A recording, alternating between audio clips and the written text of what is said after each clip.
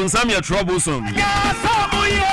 Bunsam we brony and also bibini. Alright, you're from Dawn, Kwabena Prah this morning till 10. We're bringing you the relevant issues you need to listen to this morning, right? And or say a great shift occurs when you realize other people's negative opinions about you aren't your problem. And if you're being criticized for being yourself, you are doing something right, okay?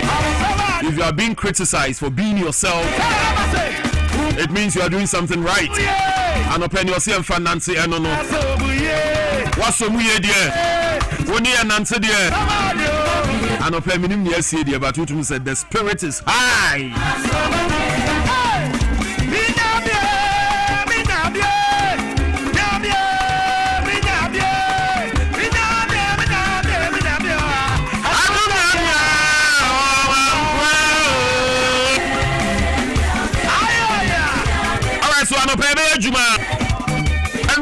NPP for Eddie Womo Ekowie Afari. I will not say minority MPs. I would say members of the NPP, the opposition party. And Omoko Afari Military Hospital also Omoko Akwede, Omoko Bio Hospital no.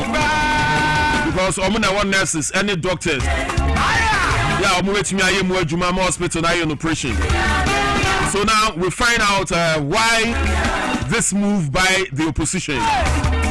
Because earlier on the report that came was the Select Committee on Health. But I know the Select Committee on Health comprises of both sides, the majority and the minority. So how come one side of the committee able to embark on such a tour? Now omo asan rally omo party base, you know, supporters of the party say omo medi omo echi no omo nkwa ni omo koye. You cannot live in a country lawlessness. Ebeji niti e wo man ni mo ti ase. E say dem raya adwuma wo man ni mu. Let's omo ye mrahye bedwafo ampa dia. And you won't see on trust we new room because you omo ye and just omo na shemra no. All right, hang on this morning. We'll talk about this later on. Nampam try na komuni kowie say dodo na de sobo na ebo na nanu matra nkonya say ene ya ensuyiri eyi o my Ghana no. Efiri na nanu mu bi e kwa mo fa so o mo ton sase no. Ana ma sa o ha no eba. Da bia ye nsuo etena bia kra na ne aton sase ne dia manipa. Asase bi also etimi ton ma nipa mo ho. And you know the general concern from the public ne say nananu anya hweye e won sase na omotete mankrofo ne ho a e be koso yi ensam ne dia shaban nanso omo a e fa omo ho pa no omo yi omo. So now hang on, this morning we'll talk to some traditional rulers. Now for your buso omo say ni amanfo de show omo wo mo je ne sempo ni e kwan be so no omo fa so tete sase no omo fa so ton sase no. So just hang on this morning. Talk about this very trending issue, okay? Now, Feni had a bit of the feedback from our traditional authority.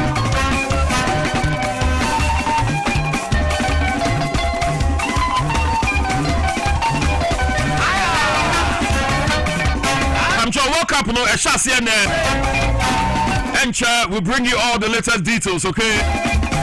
Near Ecoso, USA, Canada, Mexico. Just hang on this morning. In the build up to the World Cup, yes, our team will join us. Now, for the whole updating now, Abremo. On say former Maslok CEO, no, Wababe Kayansa, Ghana. Now, I'm saying Yaka, no, Yaka, what you say?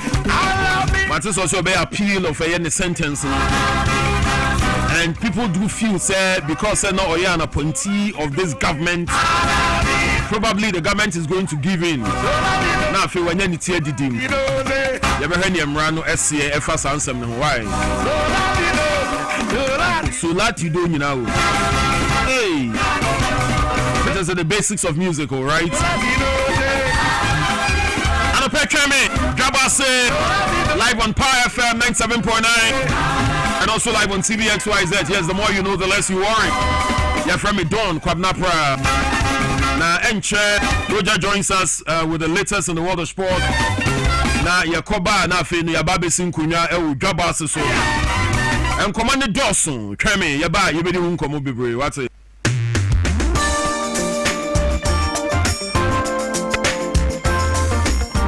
Nampamcho no pay no yendo bi ase. Na yenda ya boa for so ase. We say obi a journey dear into so corner okojo dear what's you say? And of course that's how we do it when you cross over your graduations, your new arrivals, your people dust you with powder. And that's exactly what's happening right now thanks to MTN. People are upgrading to the 4G and trust me, the powder is flying everywhere.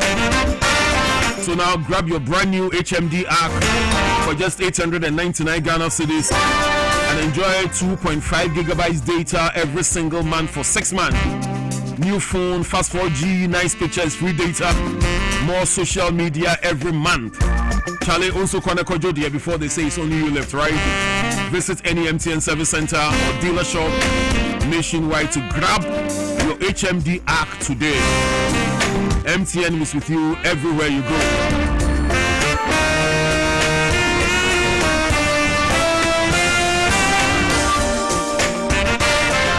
Now let me ask you, what if your bank helped you big up? Welcome to the Republic Vans, where your money, your business and your dreams all level up. You own your own dream home with the Republic Bank mortgages. You grow faster with SMEs and corporate banking solutions. Run your daily finances smoothly with retail and commercial banking products. And of course, you get a chance to build wealth with investments and trust management. You pay anywhere, anytime with a Republic Visa credit or debit card.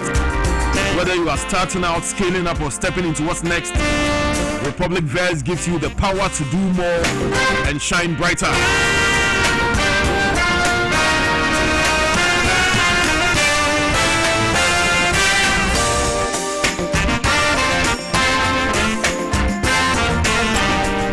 And call the Republic Bank to free line 0800 414 414. That's 0800 414 414 or WhatsApp 0546 414 414 right now and step into the Republic Verse. This is the Republic Verse. Do more, shine more, big up. Republic Bank, we are the ones for you. I'm sure my mom the NPRA tips for the week. Now, I'm for J. Wilson. We crossover for the latest in the world of sport. Now, this week, information at the National Pensions Regulatory Authority. And said the most effective retirement planning tool is time. Plan for a retirement now, okay? I say, Adia, Huhiapa, Ebwa, Emma, Wakwankweja, and also Wahumiji Bruno, a who behiano, and your bread. And Intinia now I'm when you call a year Wahumiji Bruno, and Wakwankweja, who answer me yepa. What I say? This one is coming to you from the National Pensions Regulatory Authority, or say ensuring retirement income security.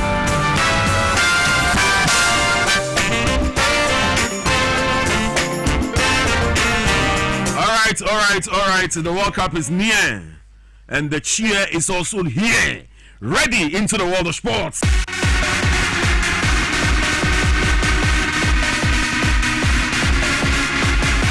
I'm for J. Kumi Wilson. What's not so now no pay?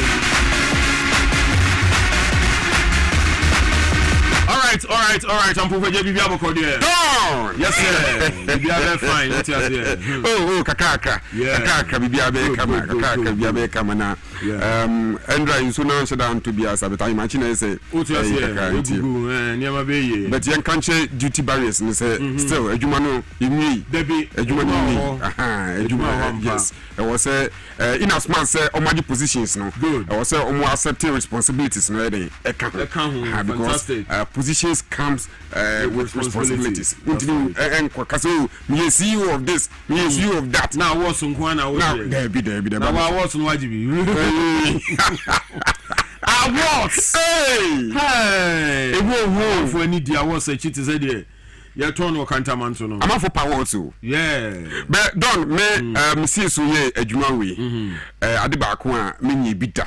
Fusha mini bita. Say award exit. Catch them microphone on to about there be. Yeah. Mini bita na mini bita. Good.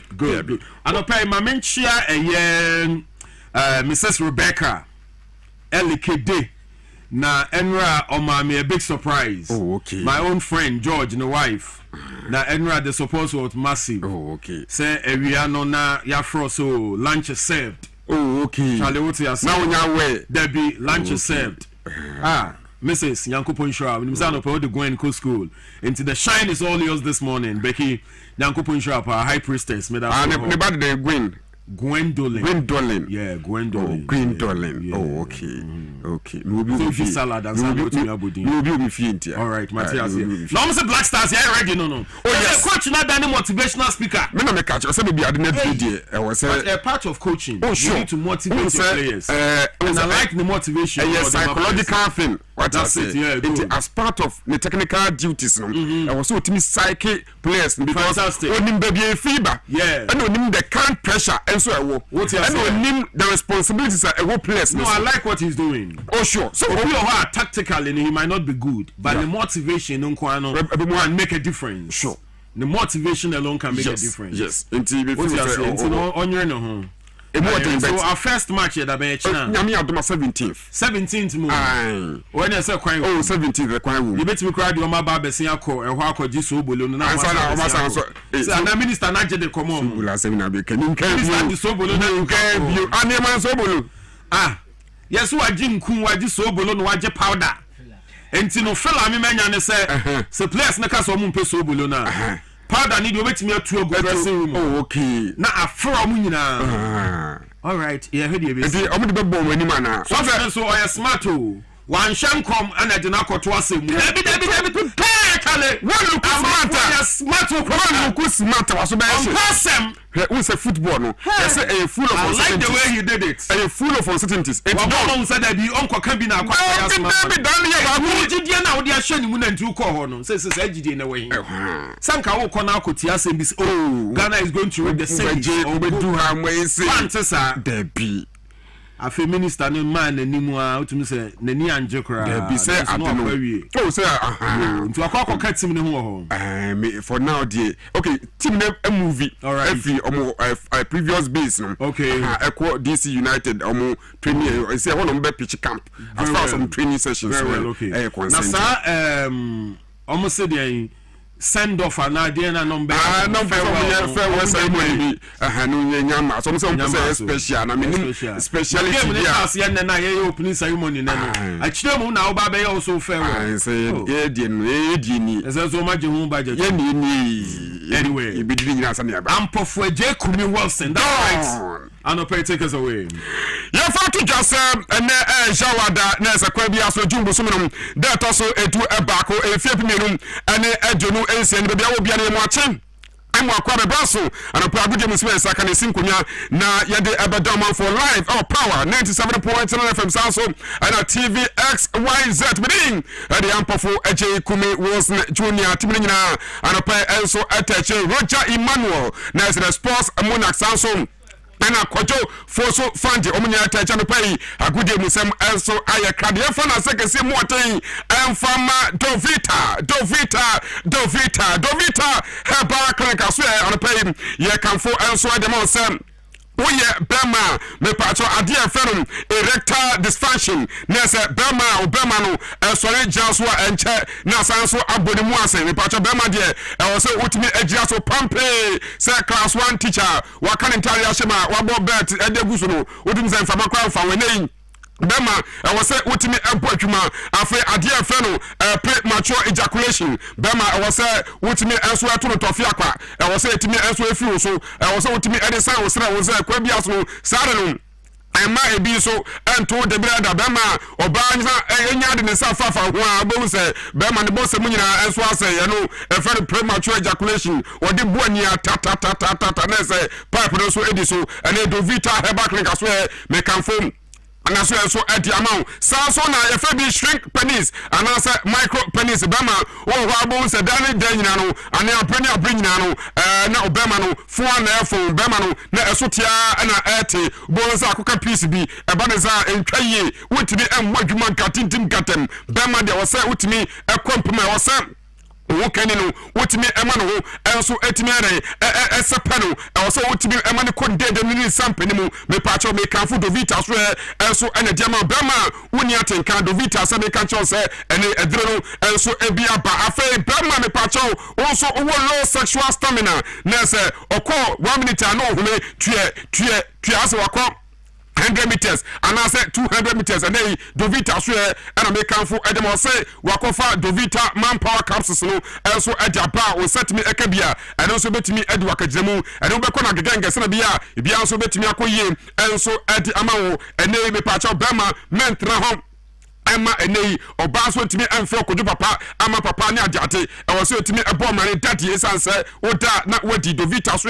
enkwa na mekanfo dem esanse nei wakotabiri manpower capsules no enso ajaba wo setimi ekabia ene so ebetimi edi wakagiremu ene wapo akodi agrobone enam so ema wonya enemu yare ebi se gonom anase dia syphilis chlamydia me pacho enam yare ben ana abeso so ayo so krankro Dovita so me kanche so nei ubana so ya onu so ede enubuna ne haban ede afafidie ma kroche onu so ede etu ase ede ama kokko no se tua otunie me pacho abawoni so ana ene Dovita sem what the Dovita co-capsules so also ajaba o setimi kabia and also betimi aboa obi wo ha okodwonso a obegira oba bra sana dwonso no also etimi aba dwonso no kwaba no peace na se no kranom enhina enko Dovita aswe ena no pay and also make camfo also edi ama o setimi kabia ebetimi aboa minim yade a aba also kwanko na efoni also fachemu also maso also make kancho se oye 24-hour delivery enfa any baby a also owo betimi edi ndro no also etimi edi abedan wo me pacho bebre foni efachemu awoshi elang na se taxi station wo enei wo hwa oni coast store also edi ehwene wo betimi eni Dovita also akasa 0246 265313 yen 0246 265313 050 and a Dovita dama good day musam and also etimi aye kabiyehwem ne twaso na yeshe sem na say enso enfamfri andra and account is awodo no enso ebom last friendly sana mi atuma hwebe ene mundia no enso chance andra Argentina enso eche Iceland etimi eche ne ebon ekamesa wono enso etimu dadu wantimi ensimu adabra bantam din ade Marco wono edi nkan to afra ede Emada Celestis of Argentina ansana Lionel Andre Messi Kujitini wono so ehye penalty ede ma mo ansana bantam din ede Amada enso ebo third goal enso ede ekan ho a ede ma enso etimi ko ye ede Emam Argentina amana on the last friendly match womo so airport World Cup no ene ma so etibe ko ye enso ade ema womo afa Portugal enso etna ho eche Nigeria Super Green Eagles ebom ekamienu a womo so entimi ana omutim eka baako abanta team enso de Pedro Neto wono edi nkato afre di kan ede ema Portugal national team no ansana branta de din enso de Condasao ono so de baako enso ede epeso a ede Brant Adams ete kanim baako ede ema the Super Green Eagles also of Nigeria afi England enso achi Costa Rica enani omo ekamiensan Womuso entimi ensimu eje Branton Dean at the Declan Rice at first goal at the Emma at the Three Lions also and a Branta or also the team at the Gordon at the Bako also at the Peso na a penalty on Sana a Branta only Watkins also a ported goal and so at the man or my own team and so at the England Ebra Omoche Costa Rica a Kamiesa Omoso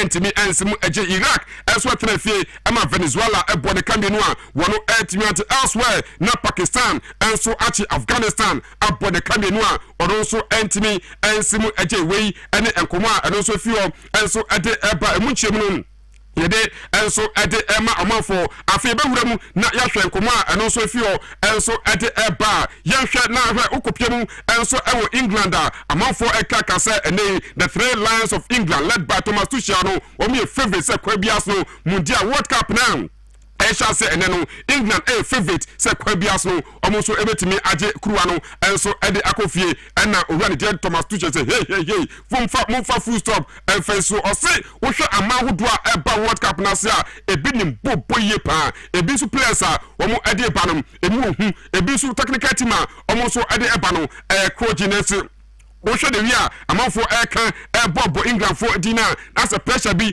and omode to man so Thomas Tuchel say apart from England no for England fan 20 nemum ama wodwa wo mo eba no bon de omunim bo yenti nsema Thomas Tuchel wono edijae. We're not the top favorites. We can't be because we haven't won it for so many years. So there are like proven winners in the tournament with more success in recent tournaments. So these are the favorites, and we compete for the trophy. We dream big, and we know what it takes. If you dream big, comes with responsibility. Responsibility is on the effort. So this is where the focus is. We want to compete. We see ourselves as competitors, as challengers, and we want to go all the way, but I don't think that we are the heavy favorite.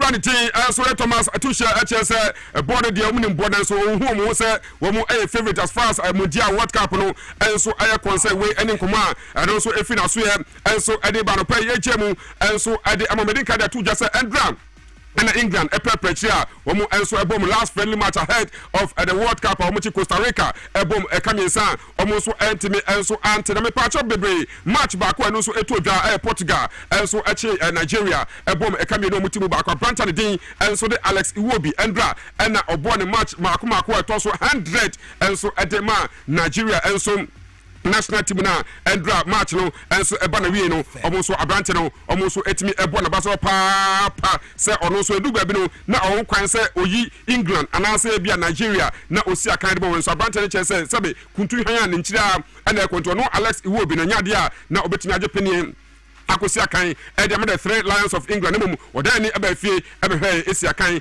enso dem the Super Green Eagles of Nigeria endra ene ne match toso ehwa ana 100 ono so esi akan enso ema Nigeria national team na me patcho endra after set Nigeria ne Portugal game no eba na wen ene behwe enso browa kase ebro me nkase papa me ene Nigeria players no ene technical team ni nyina obi anso Ronaldo ho obi apese oni Cristiano Ronaldo enso etwamfoni na se Ronaldo faha na ono so afaha Ronaldo faha no mo so afaha ti wo hwe screen so a ero ene wo so no na se players no technical team no obi apese woni Cristiano Ronaldo senior player row enso etwamfoni etiano ene no so etwagu enso ewo screen ne so no de enkopiam enso ewo English defender Branton tin ade Mark Guay Branton ade nkomobi enso ade atudwa o chese Osha Branton din ade eberechi eza Branton de bon onimbo boye pa na gwei HSA World Cup na wo mo ekoron the England for anima betimi akoyi a Branton din ade eberechi eze senibody bo so ani betimi aboa ema the three Lions of England so no enema so etimi akoyi so edemo yenchesema Mark Gwei wono so edijai.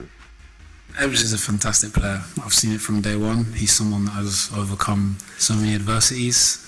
So I'm sure to be here is a fantastic achievement for himself. But I've seen his development at Palace and true gent. Someone that you love to be around, and of course a fantastic player. I just congratulated him on the Premier League. Didn't really watch the Champions League final. Obviously heard about it, but it's important to remind everyone of the good things that they've done. I think they're well aware of everything else, but like I say, it's obviously nice for the Arsenal fans to do. Salam Branton Magway ono sina kan so the match three Lions of England ono ane adansia odi enso de afa Branton din ade eberechi eze ono so ahu na o chesa Branton ne modebo etimi so ni World Cup na hwie be betimi aboa ama England national team no ade man so etimi akoyi enso edi amanam no kasai Lebre, the French national team no almost walk up here, touchdown Boston for World Cup na touchdown Branton D Kylian Mbappe aka the rebel leader Branton a company for her and I'll catch you myself.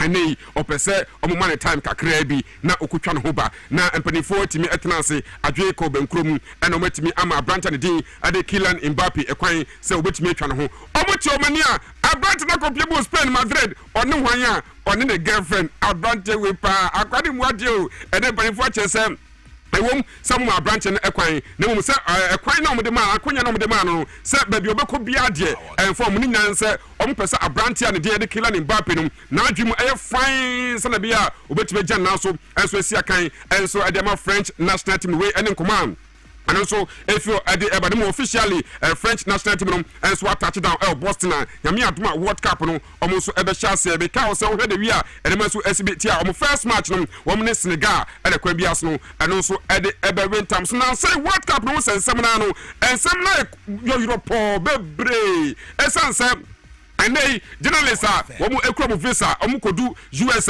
near Roscoe Tomu players ekrana near Roscoe Tomu team managers near Roscoe Tomu referees na ya Roscoe Tomu enter and FIFA president Florentino Perez and they BBC essentially atena and obusa na say papa na asa wanima guase wuhwa asa ngwase aba na asa World Cup no asa tournament no eyaje wosam wonu ho yentie anu yi a owura de Gianni Infantino or the Emma BBC century no.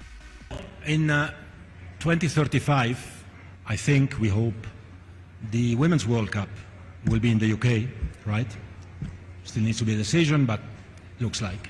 Would you find it normal that FIFA would dictate to the British government who to let in the country and who not to let in the country? I don't know. Maybe you find it normal. I would like Nasa already did Gianni Infantino and all years and showing no say now okase ase meniewu anase meni enwinu nyame aduma 2035 when him say FIFA Women's World Cup no England for the host or say I etiabaya ode say edu ho na say England for host my World Cup na me FIFA president and me FIFA executive no ye be dictate ama English and as England government no e kwa mfa so a onya no visa na say papa no che say akwalutum say politician was say question na advantage busa na say mfa kwan mu was say ono de o FIFA president o organizer keke enya de obetime de ne ho afore say o USA no obetire USA for say mama we visa mama we visa mama we enko mama we enko we ane nkoma opani no enso adija ebiem and the Ebusan said, now opening 2025, opening a year, no sir, a bit of one, any penny about Relfria or Dimu, Nessa, Oma Atan, Oma Abdul Kader Atan, our no fit Somalia, opening no Ebuna Katem, ever PM US no. Yamana kwai enwuram and also Gianni Infantino and then Komokakra and so Eddie Eja Intia New Year or the mine. Control everything. We try, we will discuss, we will speak, we will see. Maybe sometimes it's good as well to just, chill, relax. We work on everything. We try to solve everything. Sometimes to immediately start screaming and shouting has the opposite effect of finding a solution. Believe me when I tell you, or don't believe me if you don't want, but we try always to find solutions. Always. But then we need to respect that we are not the kings of the world who can rule over governments and police forces and I don't know what. We are a sports organization. We try to do our best with the means that we have to make as much as possible. And in this, and I conclude,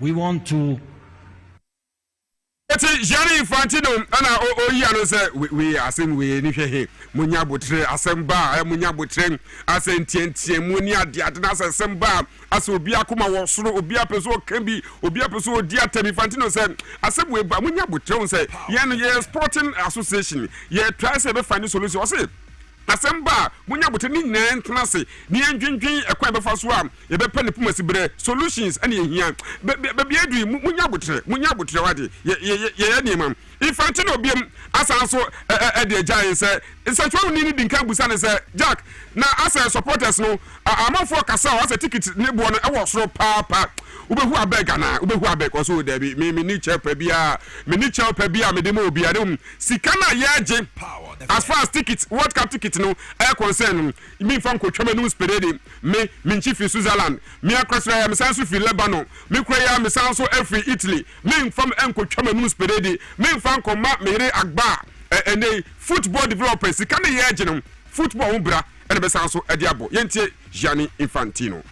reiterate that the starting price is at $60, that the market, everything I said before, the market is here, what it is, that if you sell it at a lower price point, and again, this has been part of intense and extensive analysis in this particular market, it would have gone, which is perfectly legal in this country, in secondary markets at much, much, much higher prices. And where would the money go then?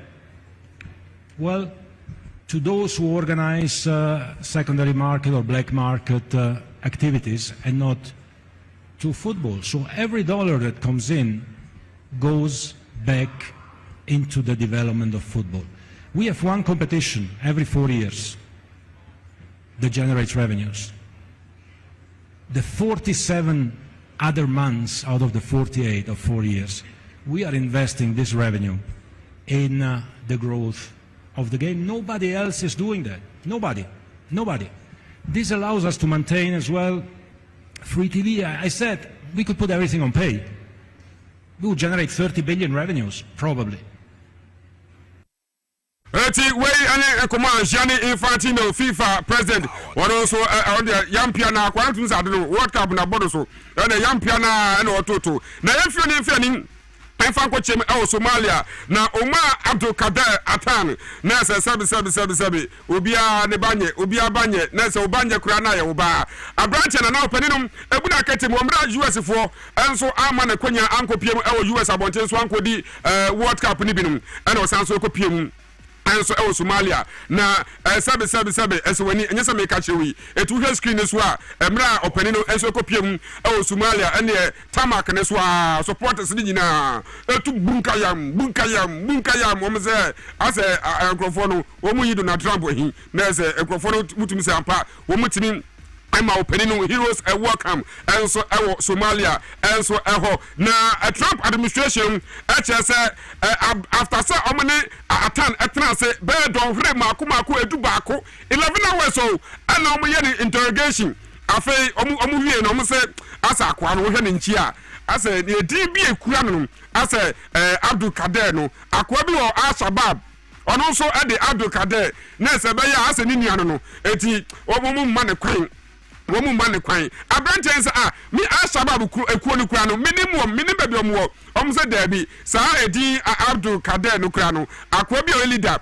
aw Al-Shabaab no no so dibi eti ebe ya asa unuan no anom so oso dabi omso kura ye ma ya ekura ye ma wuram eti me no ka say abranten din Adi Omar Abdul Kader Athan okopiemu enso Somalia empanifo enso agena abamba na yaka World Cup wonsensem no yambia aduma ene 7 p.m. Mexico enso ene South Africa game no and also bus Estadio Azteca Mexico City Mexico ho and sa game no enso bus okay the hand of God Madonna and Son, the hand of God, no, Stadium way, and a share no, 1970, Brazil at a World Cup, and 1986, Brazil as also a J, no, Pacho, Stadium way, and so at me who see me up to man, and a whole answer first game, no, and also at me about apart from so much way, 5 different games, and me up to man. And also able to draw, and so our Stadium way, no, Pacho Stadium way, a funny part 87,523, 87,523. Now, referee team answer the Walton Sampaio, Walton Pereira Sampaio. One also every Brazil. One anybody say game Yami Atuma and you may. And also Airbus no other matches no watching USA also Paraguay also Airbus Sophie Stadium Los Angeles South Canada and Bosnia and Herzegovina also Airbus BMO Field and also Airbus Toronto Wayne. Any matches are and also Airbus now FIFA company for HS as part of security measures no Yami Aduma and almost starting opening ceremony na the drone ebe fast stadium no so nyina na drone by 1,000 and we twa at the stadium ni mu chire kwana bia and also wo ebe twa we ene nkoma and also fiom and so at the banenko piamu Holland Abranten din and Virgil van Dijk one Abranten snack at my Liverpool ono captain ono LED Holland and so Netherlands national team no and so kopiemu and so World Cup no and also there to just say World Cup no kopiase no omu pese omu achieve bi omu pese omu nya bibi sonko and so at the bread of my Holland yenti Virgil van Dijk. start now. Finally we're here. It's pretty warm. It was warm obviously in New York as well, but now we're here so we can start to get to work. Yeah, there are some changes. There are obviously players that are in a different stage of their career. So hopefully that will be all positive. There's still work to do. We all understand that. And we have a good week now to prepare for Japan. It will be a difficult test. But if you want to achieve something, and that's something that we all dream and want, we have to be ready to fight. This week will be very vital in terms of that. Sama Captain Adama Holland, Virgil van Dijk, one also Adi Atujana, Uzbekistan manager Fabio Cannavaro, and Orchard and Koforomobua. US for Nomobua, Omoka say, one who scrutinize it because of security reasons. Adenti and Omi Yamanimbi. Or say, Omutimi Momu Romhunina, Neka Umboxa short on Kwa, or say Sadinum. Anyadia and also a na FIFA for Esuna Akache Haiti. Unim say Haiti winning on first ever World Cup. Womu Ekobo na womu Jesse na womu de bano. Usho logo na demuna FIFA for Jesse as en confirm be kura kura twie bi and on ba be twe nti usha screen is wa logo na ebo atare dem no FIFA for say there be omo match no any logo na omo de bano omo kwasisa no womu enkwasisa nti omo ne Haiti for enso akasa na omo ne company na or so sa Jesse no enso akasa se kwan bia so hwe na edem nuya no omo sesa sa de no enso emfa emwe ene nkoma and also if you enso edeba South Africa ni Mexico game na pass no okopiem South Africa national anthem no run the Tyler onu be South Africa for asem de yen so dan kan bibiri enso be kaze oju majuma eti yegina no so ne emfa fi nsem no da da amana nsem no emfa ensi ne emfa fi nsem kakra bi enso emfa nto asom Enfa amount na Dovita Heba Clinic so and American edi amount awoshi elang na say womu any coast store womu taxi station womu coast store no enso edi ehwedum from 0246 26 53 13 0246 26 53 13 na woni Dovita mpani form enso enkasa na yenkopiem enso blaster so ye me no ekasa tim no enso egusu a omo hwe na osise na omo so wetimi ase na bia nyame adoma no se Ghana first match no 17th June na se ye ne omo de Panama ele kwa bia so ye ne omo so ede ewentam so na owran team enso de Otuado enso akopiem no se FIFA technical study group no amo aform no Otuado enso eka ho na opene no enso echese wo hwe de wi anima enso SBT na ebe nti wo hwe screen so a blaster training no ana mutu a agusu a wo mo ehwese na bia nso ebetimi akoye enso ede ama oman kana wey omo movie ede akọ DC United omo training facility ho na free sabre ya akọ blaster team no ebe training enso eho na former Ghana head coach Otuado and ne ono so akopiem enso ewo US World Cup na say FIFA technical study group no open ne eka ho and ono so ade na dwunhye enso ade aba se wo hwe de wi a ene masibi ekona Europeans no and European teams no the we are must be air kono or hwanim say heat temperature na US no or hwanim say European teams no ebetimi ere omhoatimi agimi se na bia World Cup no and so betimi akoyi edi amom Otuado ede nkomo kakra edi gain. It's really interesting to see if there are some patterns from different continents, also to see how, let's say, especially also European teams adapts in these heats, how the African teams, South American teams, who are maybe more used to the heat, to different circumstances, how they adapt, also with the traveling.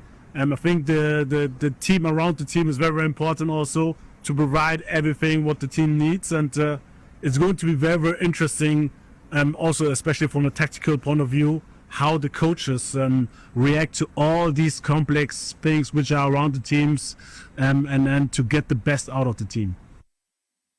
The Otuado ono ninkomo ano so ede eja enso no ye friend enfanchem enso phobia Accra Heartfolk never said out to the boss are rotten phobia or say we shall build a strong foundation with our colors red, yellow and blue and 24 say nyame atuma next season 2026-2027 womo enso ani the hope brand omo and a better Heartfolk enso womo agency eno ene enkomo enso fio enso ade eba ne yeka heart ho sensem no empanifo echese womo egusu a womo ne Accra Lions coach and dim ade Richard Afuakwa enso edi enkomo se na bia nyame adoma openino ebetimi ade penye no de nsa be krata so wi edema Accra Heartful no be assistant coach asanso na youth team head coach enso ediama boboko no na openino HSE ekwabias no oguso ehwenim nemo Accra Lions empany for enso HSE se beye na mbeja afo akwanso kwan pa no kopiemu phobia de omguso ene openino enso ekasa bibia timi koye dia enya dia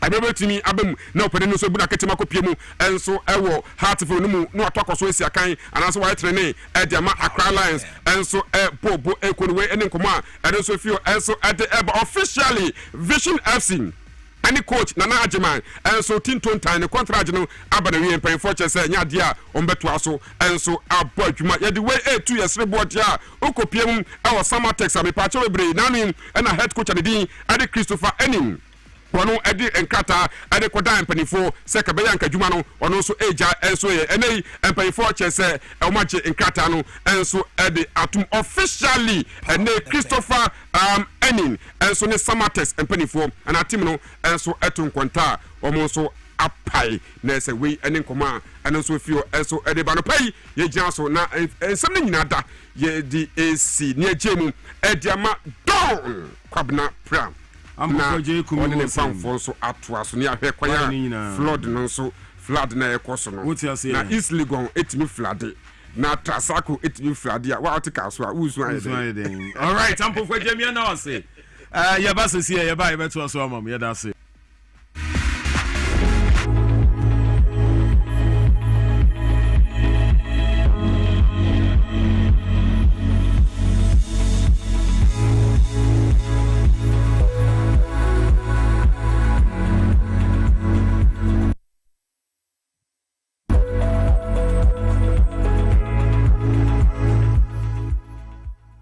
Brebo eye adwumada eboa eyam aduane eboa eyi insa free ni peduanim na eboa woni pedua ma etena ho yi nanso woni se niema a yedi na ye no timi ma brebo ye adwumaden sen pote mehunda me brebo ye adwuma pa e bia se mitumi ye bibi boa me brebo ani. And wanting to what the left feet from the Moses Clinic, we have our center about herbal food supplement. We see pa the barberbo, ama a year jumayi. Now, any juma. Fatopa yenu, and opani and na a broma berbo ye jumayi, sending a beya, a bit me and yam a jania woody, and sissy ni pijanimo, a you moving see. And no, I'm a brabo can't. Obenya Left Kid or pharmacy, herbal shops, ni supermarkets are ebeo. Sa wo pedudo so to a 0244 06 8447. Left Kid, wa wo brebo, wa wo ni pedua. Edro yi enye ma apemfo, e ma omomanfo, ne mmofo a wonya mfie dumie. FDA agi dwedie krato yi atum.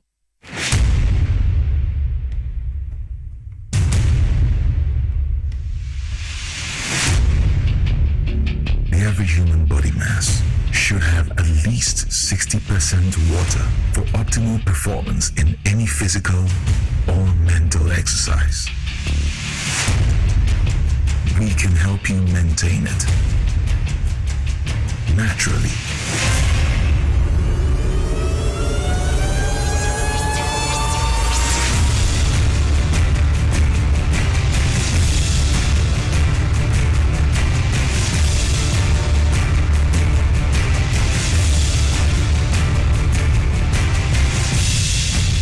Natural mineral water. Simply natural. For bulk purchase, call 0596 273 546 or 0596 273 547. This advert is FDA approved. Na ede na ya obeyi a oda former son here funu emunumuni. Oh, Mr. Entry, also yare ya titi bi ben fie pi nanso ne yam nyono da se me chew no ahodo amato a me hunu hwe a ebe ya nwanwa menyi ni se what also tamfo hexa capsules any hexa mixture yanum bom kutia also no bia ma no anom anka ne ho ato no dadaada also dro de eno ne hexa capsules any hexa mixture ankom ni nchiremu also ye kura eto ye funu ene ensunu mu etumi a wo ye funu ekeka wa wo gye ho a enyi also etumi e ma wo ye cheko ebra wadidi awie so how eye also de a compare hexa capsules any hexa mixture nanum bom na ho ebeto pedudu etu a ko okanshi drug lane Kumasi Dani Herbal Takradi AA Mensa Anafre 02038228855 Apefo abatan ya woma won mofra no fo ene mofra woni mfiedum ye no enka ho Haxa capsules ene ne mixture all satan for edie age adwadie nkrato yi atom.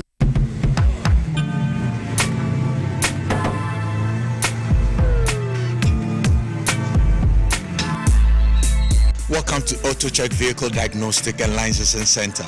I hear my car can be checked here without going to Accra. Sure.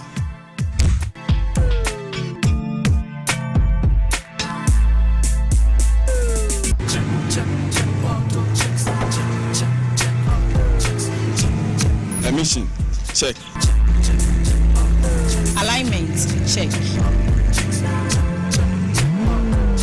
Brakes, check. Visit Auto Checks at Kofrodia Aquadum Road for the road readiness of your vehicle, from saloon cars to heavy-duty industrial vehicles. Madam, your car is now ready for the road. Thank you so much. Auto Checks, check.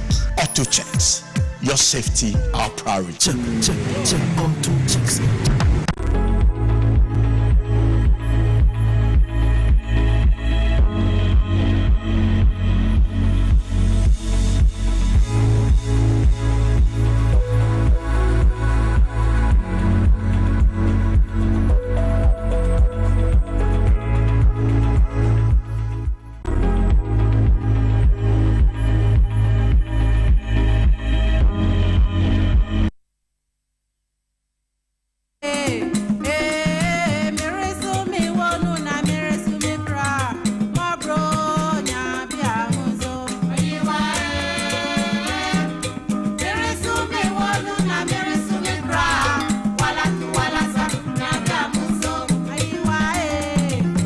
Right, 25 minutes past 7. Anope Bedamwasi. Welcome back from the sports break. Anope no Accra Kofi Dakon abe coming sawa ha.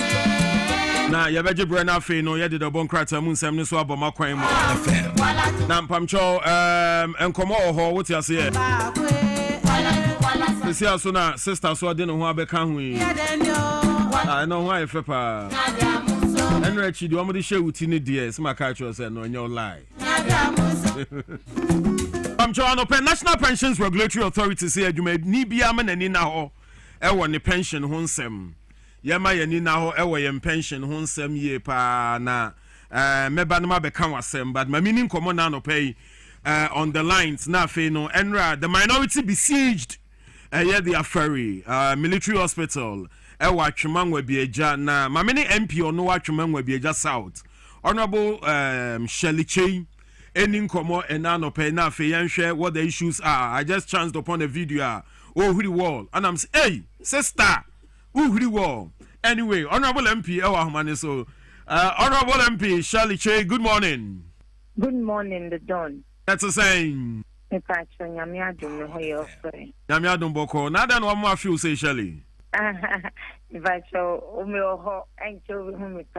That's pa ye that's so sa no pay nya kwanya say ye no oba be disa ensemi hu nkomo so enra ye hu some minority MPs together with some supporters of the MPP Makwa Afari Military Hospital ho na videos never na ni so I just chanced upon one video amuza uhri wall near there o magaba kra eba ne saying the dawn every time me for we feed the so na match atuma we be just out addition na said the okay no enra as our representative our madaro ma to obey you meeting na my name of parliament in ya don kuma our health committee so the did maybe or many since or mobile born to such a hospital that a war Ashanti region abandoned the place of it. Now move PM in Persiaso into Jina or my name Muka Minian Mohoma Yakwaferi say the status of the place. Na Yako Yeno Edika Yeti my room. But meaning say the name of forming minority or not minority health committee in parliament oversight responsibilities, you know. Say judgment in our country and Katomuni man common to me Katomuni Sakoyan so Mubitisana mono. And she said you know Yetimiku share ho. Na the Akosuniana and so what a change be so say. And yeah Bibia Obi Pesawa for the sake of it. But and it's so I didn't know my Sana mono. And yes, you share the current crisis that echoes will confirm not here. Intending Yabema and you be energy. Say, Nitabako, our copper IRSA. Not because the facility is formed to or better form, and I bet deny no access to basic health in patrol and yet a hot or so cry. And then the my son among so you Ramahama and or my yesterday during the campaign. Say or bad, BBRI, you ra a good father name about me, I be a trivia or version this year. Ever back to February 2025, he already stated the same fact and said, say, about Obasha abandoned projects in Nanawaye. One of such abandoned projects is at a military hospital. And she say, a question, now you who say to woman, and then I get me a the Aqua Parliament, Akodi and Commona Yastre, say, Omumba no Mumbashe, listening na Omundi Maye. And Tianamoa is too, you know. But I is no. The way you listen to I is Anamono. The man for any hour for no money and one day. It did be a rainy horse or Nipagiano, a Cosnia, Ubetinia. And no Anna that Jimmy Howing, yes, right about it. Just friend after the idea, now you could do, you know. You see, government is a continue. And it's a silent here, yes, friend of Africa Crania, Waban, another Roma. On challenge, no, I'm the Shaffery military hospital, my after military hospital, AC Affery, but it won't serve just the people of Achuman where they just out. But they are confined AC Bantama, but and serve the Bantama phone, Kuano. In such Affery, it be and then serve the whole Ashanti region and its environment. The will be a referral cases, yeah, intimate handle, or other. Clinics or other hospitals, no, it can be referred to as Serena Yashe, Nayaye, Amatima Mufoso, so and one here home, and only any study who is a Sana morning. Mepacho Wadarma, Honorable MP, Moko in what capacity as minority MPs or as select committee on health members? Anna Moko. Mepacho select committee on health. The minority members on that committee, and it's two sir and Namono. And Patrol select committee ni betumi etu anamo in isolation without the full complement of the committee. Say a section of the committee no ebetumi etu sir Namono. Me Patrol, I minim emra esi sir Anamonto no ho kwan. The emra bi wo ho dia ene me Patrol na minim. Minim say bibi biara Anamonto biara. A committee of parliament is in the interest of the people, the representatives of the people, and such they are acting in their interest. Now, Pacho, so Ebanisan as a party supporters, so do a we saw a vast load of MPP supporters, and it turned more of a political activity than a tour of a facility by the people's representatives. And Me pacho me party supporters I know one. Me who community people me atuma we be just out na me free na me young member of parliament. And when it came to Aferi, I saw the community.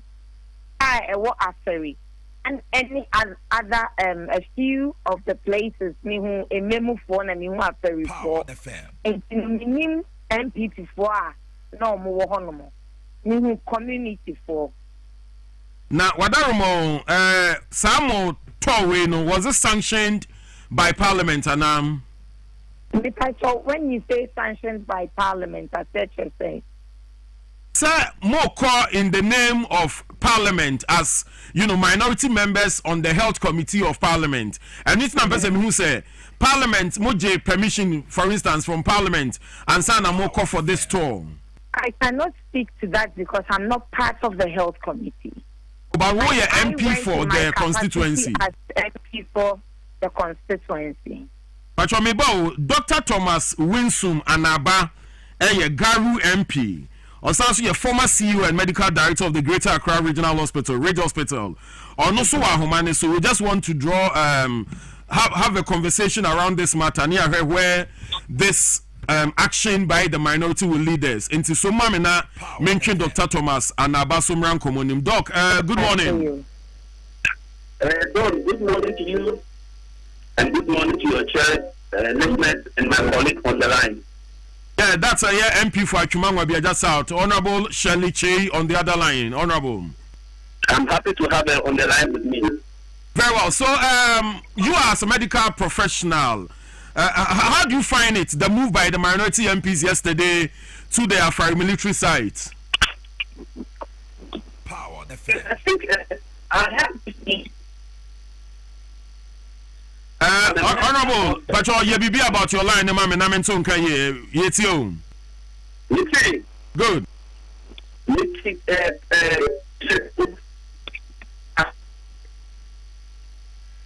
We call it bill for some uncompleted hospital.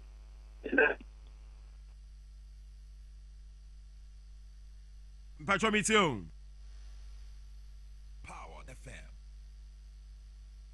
Doctor Mpacho Wasum. Only Wasum? Yeah, Mpacho, to assume I'm saying line need break. Yeah, now what's no we are make a Mpacho. Okay, I'm saying that I heard the news when I was in the Chamber of Parliament. Then I asked my chairman of the Parliament Select Committee on Health whether there was a program visit to any uncompleted buildings, health facilities in the country. He said he's not aware. So the group of MPs, MPP MPs in the committee decided to go on their own to visit some health facility in Kumasi.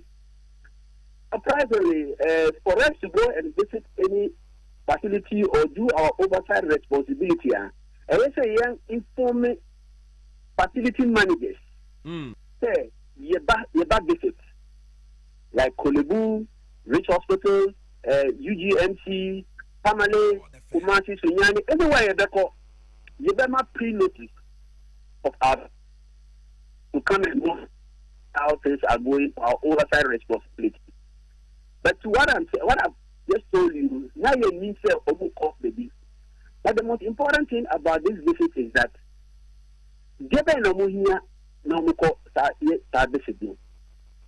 because they want to see the state of the facility, especially the state of the facility. If the facility is completed and open, it's open to public. So anybody can go there at any time and definitely we need somebody to have a chat with him. But we parliamentarians, we have to give information that we are coming there before. That notwithstanding, the facility is not completed and there is security taking care of the place. And you are going there without informing the authorities that you are going to the facility, the security can stop you. Remember, and so in 2020, went around health facilities, they were blocked there. A dam that was constructed. What kind? They block him that he can't even see the dam. A dam that is in the open. They said he can't see it. That notwithstanding, the importance of their visit to them is that they want to see the state building look aquatic. Let me tell you something. That building was handed over to NDC in 2025. When it was being handed over to NDC in 2025, and the state in which it is, the ranking member of the health committee, Dr. Prah, was health committee, and he knows the state of the hospital. That hospital was started in 2014 under John Dramani Mahama. After 6 years of attempts, the whole agreement was signed in 2008. Hospitals at Suffolk Line. Honorable, your line keeps breaking. But what's the come? It's not my fault. I think it's the network. Sorry. Yeah, probably the rains. Anyway. Talk to the Minister of Policy. Get all these network people, get things working. I think they are frustrating us. And Honorable Sam George, I think he's very active. You should get the networks to get things working. You can't be talking on phone and they can't hear you and they are taking your money. Honorable Sam George, sorry, I'm inviting you. Get the network work. Thank you. That's it. Yes, good. Dr. Thomas Wonsum and Abanyabo Chairman Namim confirm BB from MP for Achuman will be just out say whether say or no, as the member of parliament for that constituency, he sought clearance from the hospital authorities before facilitating the minorities visitor. Oh, don't. It's a structure that is being constructed as a hospital. It is under a contractor and the security agencies. So there's no hospital to ask any hospital manager whether they can go and visit in the first place. So that question is not even necessary. It's not necessary. As I was telling you, the ranking member of health today in Parliament was the chairperson of the health committee when meeting the then minister for defense was brought to Parliament to tell us the state of that building. He came to tell us that the construction as of 2019 was 90% complete.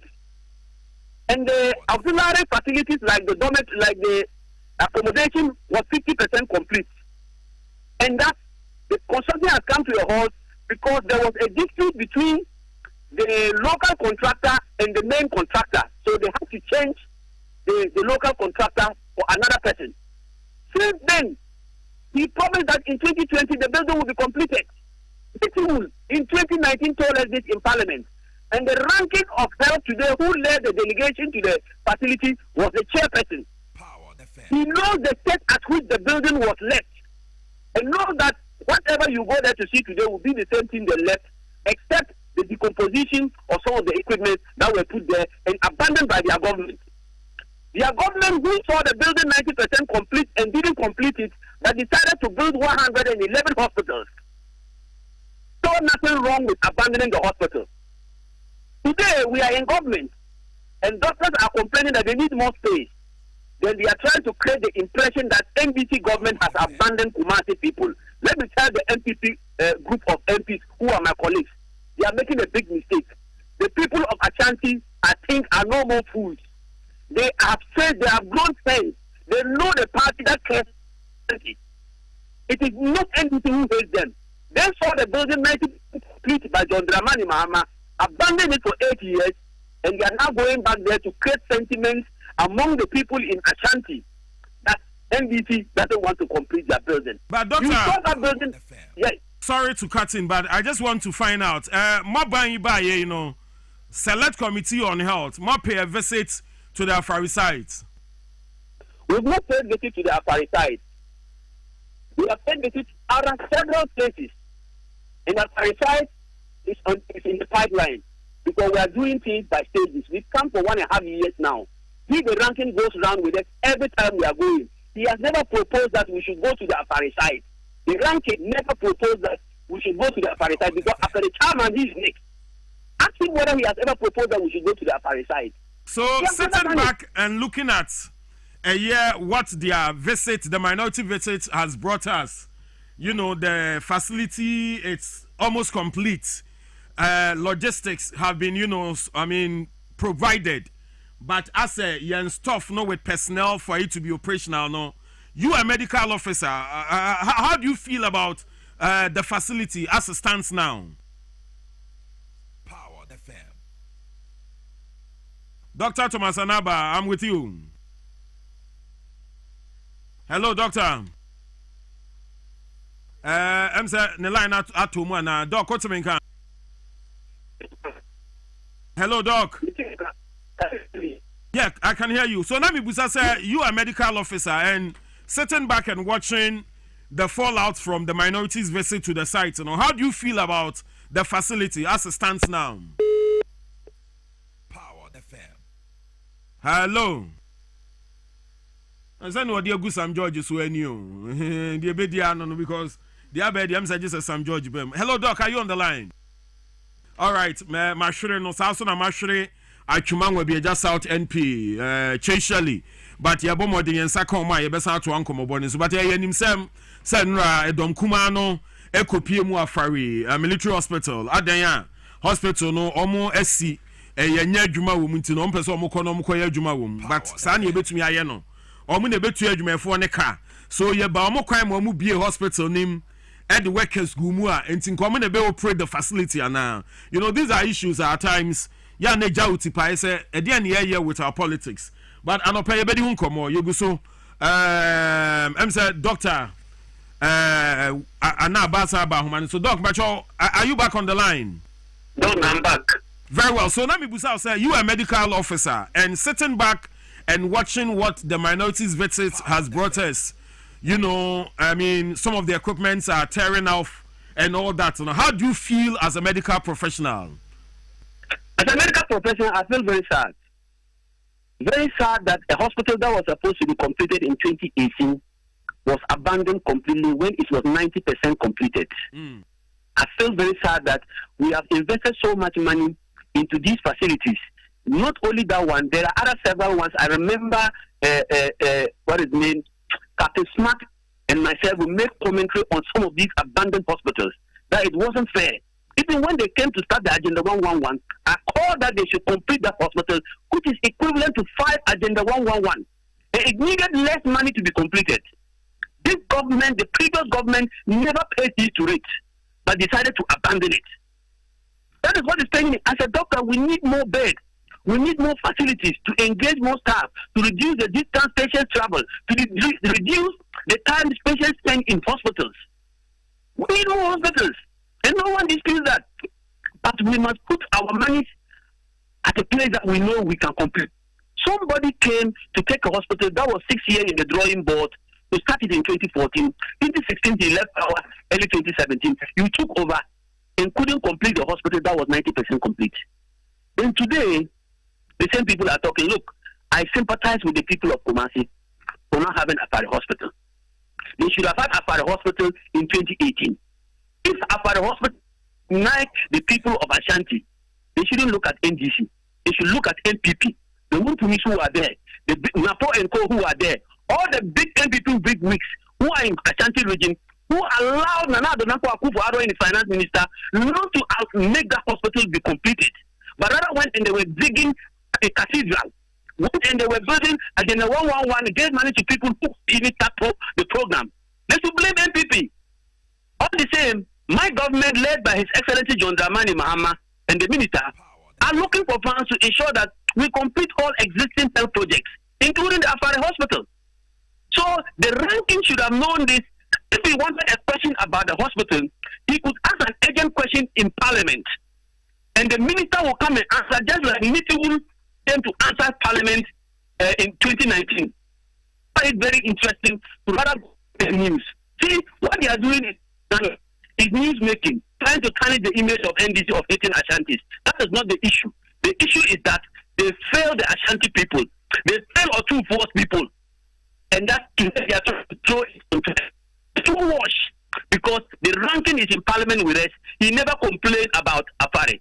The MP who is there has never asked a question in Parliament about the Afari Hospital. The MP who is there on phone with me, I asked him whether he has ever asked a question about the Afari Hospital. I have asked questions about Garu Hospital, which is my constituency. Ask the MP whether he has asked a question about Afari Hospital. They kept quiet because they know they abandoned the hospital, so they feel shy to ask about the hospital. That is the problem. It's their own Ashanti people who are disappointing them. All right. I believe, sir, you've hit the nail right on the head. Ashanti MPs, no. Juma somewhere edit Asantema and Muyi money for 8 good years. And Mwaso Mobakai said, even when Kufuor left power, Mwamusa Besi Mutrasu were new Musamuni Asantema and Diniye. Na Egusua Ekoso. So you can't tell me, sir, now that you are in opposition, the party Ashanti region any stronghold, you know. And I'm opposed to Mujina the council so one tia santimayanim, Namumunya Wenimunyam, there be. And say your cosu yen say selectivity a baby aba or behani stronghold. Momo ba and Moshamu stronghold. Moanshamu stronghold. A friend who say Mekobi Shishe. And now you want to put pressure on the sitting government, say, or when enquire stronghold ye mamo. Na ho ebe nimu animonyam a modi ababe bontwa ababe je ekunyano debi. And I'm also not thinking say deliberate on the part of this government say or mo be chichira santiman say guichi. Never. Because Ashanti region is the second biggest city Kumasi ewo Ghana ha. So uyin cry free wa okwa Ashanti region. And to be BSC Emma Ashanti region so emu yedu na to me esomo man no we need to do it. All right, Kovi. Kwabena. Shirley. Pekasa. Yeah. Well, a very calm person. But Enra me who so ahuri wo no. Ana me who say Charlie ni pasesa. Kwabena Shirley. Sister, what ahuri wo da? Would be what dear? Ahuri wo da? Wo. Enti America ba ye dwani sesi a wo be fine. Mehuri edi edu ha. Edu de den dia mehuri. Who say ye ko SHS no na e ma ne dodo no atimi huri wo. Eja ne ko town. Ba sa de ne de ma anya bi da. Ma who say we dey ka peda ne sere ba ko to so. And a guy no pa preventing no sanga. Yeah, guy ne say oh, wo your ba ne nya abotre. Ai. Quiet you. Hey, Kwabena. Hey. Is this the Shirley I know? Mami can't Shirley say, or your bian who you fe. Good. Very, very beautiful lady. Black beauty, natural beauty. I don't know what I should say, sir. Unfortunately, the bian no call joining the wrong group, man. I don't know. Yeah. But I think, sir. Onim, I have no. Oya jene ho na matese yese ba me ase wa obetimi awoso eya aban we pa no wa hwe the running mate ne be mo odi kan ye bi okoko farms say what they do hospitals osa ko ye bi ogalamse sites minim ne oje nyom na ya that's so ya no be the face of the MPP now but it won't wash nyom na that's boma oye wa wala tu wala sa ebi ni o wala tu wala sa Kwabena bibi finu ba Kwabena maminka wa de way on the 29th officer pan apeso radical no Kwabena on the 29th of September 2021 soldiers prevented NDC MPs from inspecting uncompleted military hospital projects in Ashanti region on the 29th of September 2021 Unim the man ayame and he won san yama bi say on say so are we paying them back in their own no say NDCAB no there be what I'm saying is that man sorting out permission from the authorities or from the military this is a military facility yet he Kwabena say yang as a group of company ye peseko Burma camp ye peseko gold board ye peseko 37 military hospital we have to formally write or seek permission from the authorities manning these facilities and sanwanga mayetu ni say ne ochena yemra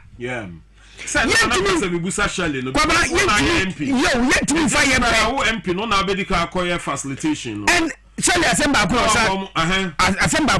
Osakai no say or no as a member of parliament in the community but not party supporters. I disagree Kwabena you and I fine or your party member Kwabena Nyando or your party member or your party member also TikTok or your party member and you even went with a bus to me picture a taring bus branded bus. So what are you telling me?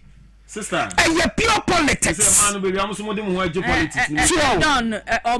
your bana ohwe amanyokwa wo mu na ade bi wo ho na nya ka kire om se de mo ye na nye se wate ase wutimi mfiti prekope en sori se ye na ye minority caucus anase ye members health committee ntino ya sori prekope ye ko afari military hospital honom ye ko ye inspection eti mo betina so mfiri hia nwotwe no na sa hospital no hu ana what you say ma hu se cement bi asa egu baabi na doctor na be ma hu se eho no mu afu ana say no ho sa initiate agenda 111 abra na mo sibia agenda 111 mo dia so bo form ene baabi on bedu bia mo dia so ya bo form wa bra na fari ewo ho no mu amunwie ye enra mi hu Paul Andos hwan no okita so say was wo me say wa she on your concert concept party and now concert concert pa we show military guy na all prevent wo na right so yes hard and because mo ye mrahye badwafo mo ni mra no mo ni sane ya wasa mo ye mo ni baabi a wasa mo channel fansana mo pese mo koye bibi ate say ya makwakoye mo sorry ya ye kwakoye inspection how as if said dine here dia wo was the masantefo amona mo sese mo CSS Ashanti region ya mo strongholder mo teso no na ka wasa mo si otumfo initiative project how many of these MPs and contribute bisa yeah publication or daily graphic MPs 5 yo and mo contribute ya money at asantima mu mo no asantima mo ka se animu and yenya obi ti say honorable say chamber so no be majority leader serving power for so many years ya hu mu pa na enani enka ni abei the moment obi ti say santima temsua for Dr. Franka Mokohene odi na anu betum bi obeka bi pe hey what me share Ashanti MP bi na da ba na abekokuma so se me kopedien can you imagine osme kopedien na o ya MP o Ashanti region on ko krom o sorry so awusanse yento abama and the same thing now this express Kwabena His Excellency John Dramani Mahama abase enye from Accra to Kumasi and the same and so you ask yourself can you imagine so me so almost a woman do esantifo na ho no wo mu free dia any woman now abang in less than 2 years in a position what you say again yes I don't know what so do esantifo you be appeal to politicians say some more projects are mamonye project say ebia mo ya na kansense mu na aban ono beba no ebe ya de so ade ama man pressure wo ho monya ne makonhoma ne beso say 5 major hospitals now don't sabeka near so okay you have 5 major hospitals fair enough see so also my 16 regional hospitals I make sure say the funding is secured personnel are ready on standby you see we are filling it and making it operational and no na be mu anima banyam and until na make say these 24-hour markets you know say you see you think through it well na you hu say your marketer yesi baby yesi no omafo na wo ho no bedi mudwa na mess yesi abesi wo na just procurement contract for obinti ya pamcho ya sremwara na bibia nya kama Kwabena talking about hospital facilities the hospital ni muni amani nyina sha say proper Kwabena ye signboards signboard keke na the then administration was thanking the people of La saying that Mr. President we thank you for the reconstruction of La General Hospital meanwhile na yarisabia ni tete Kwabena me say yarisabia ni makobo amane wo hon man minimum ni yen see ye unsuna bang ni symbol say thank you Mr. for the reconstruction he has to take Kwabena Mita Kando, the current Minister of Health, what bay local secure fund, and your bank say Yana Konesi can be busy Ayasabiano, and the friend on a home when you see. So me say a bank did down on 1 West Antifo, and the people of Ashanti region they should demand accountability from their MPs. They shouldn't channel their anger to a current administration. Essence a bang way and address antifo interchanges ahoro abanye efiase a ori yama won ani nyama kitenkite aka nyina no abanye efiase a ori yama won 8 solid years a region you called your World Bank you couldn't even construct a single hospital facility for them and now obiaba this same facility no John Dramani Mahama eno fiase eno fiabem eno koso ari no muri ye sade mo omo the plague abo no ma so this plague was unveiled by His Excellency Nana Addo Dankwa Akufo-Addo, President of the Republic, on the occasion of the inauguration of the Ashanti Regional Hospital, Sewua, on January. So I'm from Muko Sewua. So how can you put a plague on the facility in operation? Sana Bank of Ghana building. And so almost and then Yakasa crying singing. Commission. Kwabena says you and Janko Pedma for Franya. Why a better hammer that we at Hana for my page out to station because and some night you can you why you too much. Because all kind of credits are now who you him more. How can you tell me, sir? Banka yes, I ain't seen you know. What person would think about a huntino? Now, what per once young Conco Chow who move from our next animal by force. You were done well by force. Now do mumpa dear. Until I'm saying my NDC foreman in your hero. So the NDC needs to set up and do the right things. No quarry. Plague in the bohol. On the occasion of the inauguration of the Ashanti inauguration bank. It's a project. But when Sewua Hospital. And so you Sir, on the 4th of January, after 3 days, I'm handing over. Oh, they are me on my man. After 3 days, I'm transition. Is it not the same? Transition. Mama, there's some cocoa soda. Doctor, the same Doctor Fumo. Papa, Kwabena. As I come to the soda. I want to come back discipline. Don MPP for Patapano. Too much. Too much. Okay, so to all NDC for supporters. And you are MP so quiet. You can imagine, but you see, you don't say. Said the bill of what? One more reason. I saw for the young woman in Yadin Kakra. Go on to be bigger. Killer. No, I am about Copana. So then you answer no more also. But there's some come from you. Now one soldier crab it to discipline. Yes, sir. Akobanisa and nano pay. So just professional, Papa. Yeah, one professionals. But Sankoso or the Brani Bashan is a man come to say nano pay. Oh, there is a combe ground. And don't command the military. Yeah, one guy a day. More exercise, you know, professional standards. And Kwabena? Yeah, we are. MP back and they said, Bufa, almost so crown. Yeah, we are there, good. MP back when you was already. Yeah. Let me repeat it. Me. Send me some Munyaya. Yeah. And can you man was at the chamber? Really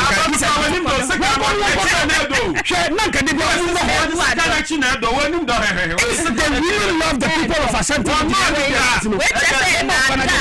Cosmetics. Can you imagine? 8 years went to I'm on this, you know. Kwabena, you had over 150 MPs. Every MPs, majority. Ghana for whom I'm mobile.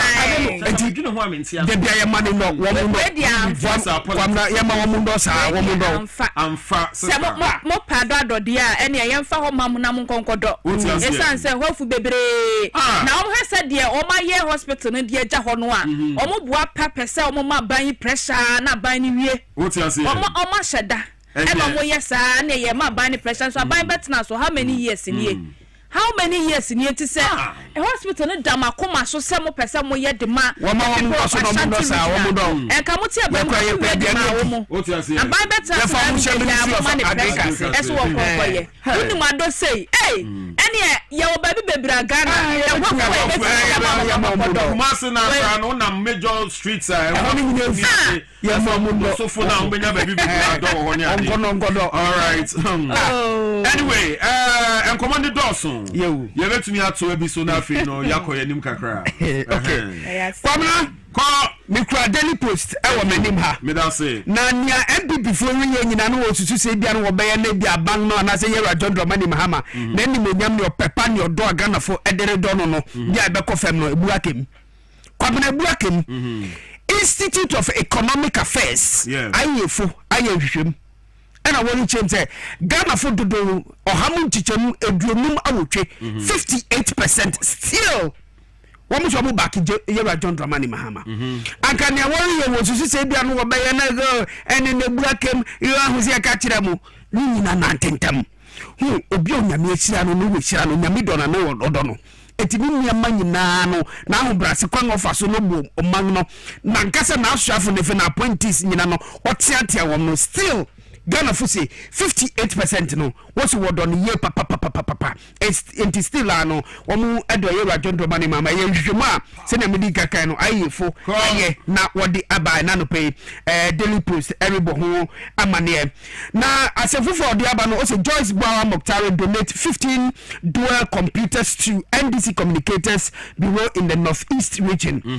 Madam Joyce Bawa Moktare oye obuafu soronko edi ma ye John Dramani Mahama ye Ghana ye mampanyene o chom se be na ndisi amanyuku no won a wakasa di mamanyuku no wo etifi epre mantem no no wo betimi aye adwuma ni ye hwehwemu ahoro a wo beye ene fei se wo benya informations papa ebeye adwuma ni ntino nyama makomako betimi abua wo computers makomako dunum ana Madam Joyce Bawa Moktare edi akoma won ewo ho so me na enhance won adwuma and the investigations and the communications akura obe communicate one of East region o di akoma won Madam Joyce Bawa Moktare lovely and confirm oh Joyce the munyesho so be ma se bi go na onka njere me ba me kwabra bia me donation akon constituency North East region. All right. Mantam the whole region. All right. Yeah. And a constituency. Kwabena me say Joyce Bawa Moktare obey ma se be go ne ko be di dada. Mathematics. Sa na no be jira na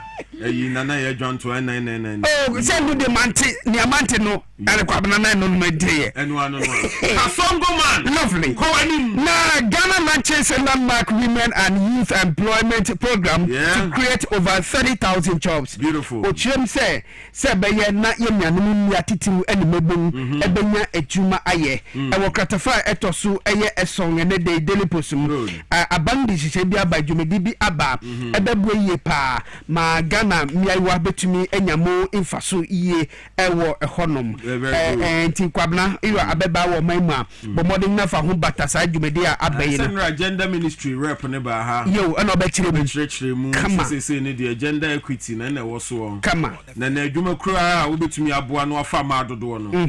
Ya was special dispensation bi a wode ba ma yo. Enti na ma ne de ye ne wo mo a. Kama enti emiawa no wonhwe no wonsom. Obi se opeso hu se da chi huri wo. Eba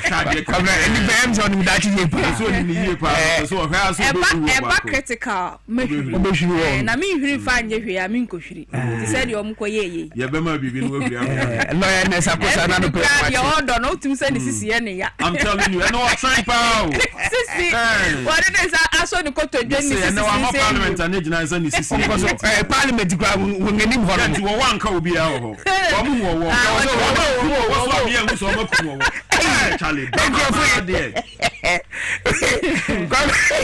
Kwabena ma fa Daily Post mu si dia na. Wait. Enti ponya do wo wana hu ye. Wo ma hu wo wana nkunu. Oya no dey say that social ho. Oya drama king. Oh be no hu. Concert party. Kwabena, me say in their 8 years no. Ye bisa the former Ashanti Regional Minister Oba say Mensa. Esamono say Mensa.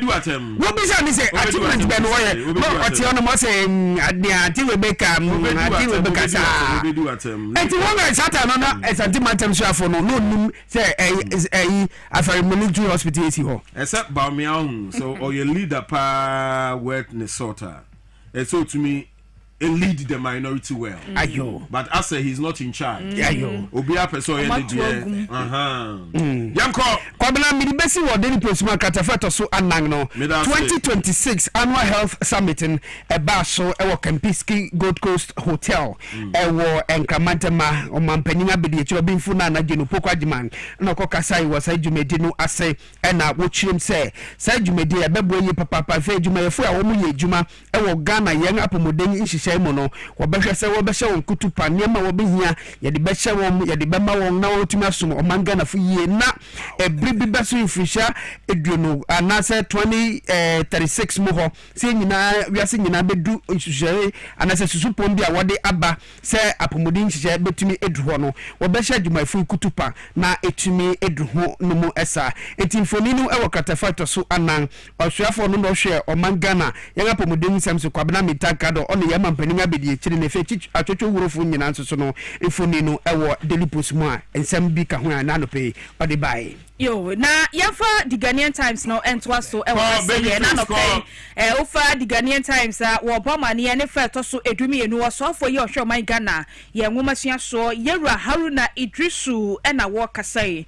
wɔsi free senior high school free SHS adesuafo no yɛka duane dia ebi abusu ma kyerɛ sɛ aban ba yi wɔabɔ ne homɔde ne paa niane ahodoɔ ne sika ahodoɔ a wɔde ɛhyɛ feeding mu ɛde ama desuafo yɛ ɔmo gentete ɛwɔ free senior high school no emu no wɔsɛ ne yɛsɛ die tie ne mi kasa yi no aban ne de sika bɛyɛ 4 billion Ghana cedis ɛna akwakohyɛ feeding mu yɛ no ɛyɛ free SHS no ya ɛba bɛboa yɛ mofra no ɛne yɛ desuafo no ɛwɔ wɔn aduane die mu wɔkɔpie mu ɛwɔ Abrigel Senior High School wabre ya na West African Senior School Certificate Examination no ekoso wasi social na wodi nani ekodi eche na Yewura Haruna Idrisu wodi sa ansem we nyina etu edwa na Ghanaian Times ne fa etoso edumiensa ho ena Ghana Statistical Service mpanifo eba mane say economy no say de ya record growth pa ye koye ni economy ni enyini ewo mai emo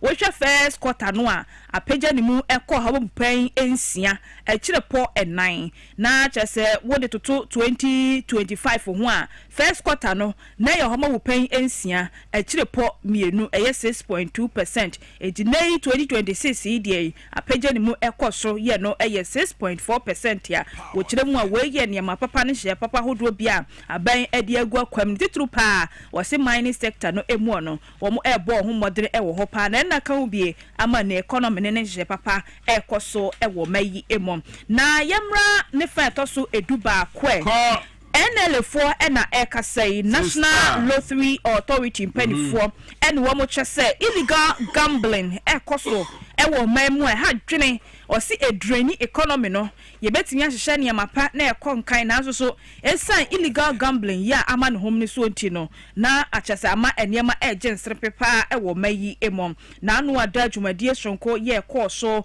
ewo Europe and Africa ya no wo chemu a 2026 European Lotteries Industry Days ye ekɔso ewo Morocco man no emo eno okogina paso a wo de sansam wo nyina atudwa wo kyese ya de ha dwene to obesra da se stakeholders ahodo nyina ye beka yentuma abom na ye kasa illegal gambling ho nsensem no a yatimi ahwe na yakoatia wo so hwe South Africa say ya wo musa ade krone bia na ekoso ewo hodom a ene afi bia nko na wieye no na enam illegal gambling so ntino na wo mahwere sika beye $30 billion wo de baga na haso so a yenso sa afi bia bekwa wieye no na sika ahwere yen efa illegal gambling mu eno na eye beye $1 billion Ghana cedis ya wo kire mu a ni nyina ade ha dwene wo se yehwe na yeboa na yeku etia na kratai ni fe to so aduonu nan ye nyina nim se enne Estadio Azteca atase Estadio Azteca ni nyina ka ho be enne na World Cup no yes chassis it's in South Africa any Morocco Mexico no kre South Africa and Mexico aha ene na chese match no wo hyase den dia ye hwe ni mu se ene ma pa betimi akoso ne ya hye South Africa fo e be ye de omo de so omo nyire omo no omo hye wom omo nyire omo no omo hye wom na da ye mfrinhye nan nie na ye kosi akan ye World Cup bi Argentina ene France wo mo call final se ko wi akire Argentina fo je cup no eji kuruwa na kama na yehwe afi said ye besifa call matches ne be so wa maya hudo yi so Mexico, Canada, United States of America o man Ghana yesu ye giremu a yehwe ni mu se yesu so ye de be hye so enche bia eti no edru ho de a na kire se o say Black Stars na kire se ya ta wo mu achi se ne be ye enkurumidie ebetimi akọ ede ama eti weni afoforo bi ene anopa Ghanaian Times obokata no ede bae Kwabena mamifa di overseer na overseer nim ha no asem kase odi aba asem nankasa na wokata feto so bi page 3 enti overseer eno hwehwe ma kodai gosundai na abofo no bai obasu ni da waka kire ni seni a ehu ni na ewo wim ni enti overseer say mami poto kakra also resignation failure knocks out Osman Abigail from contesting NDC position. Resignation failure knocks out Osman Abigail from NDC contest.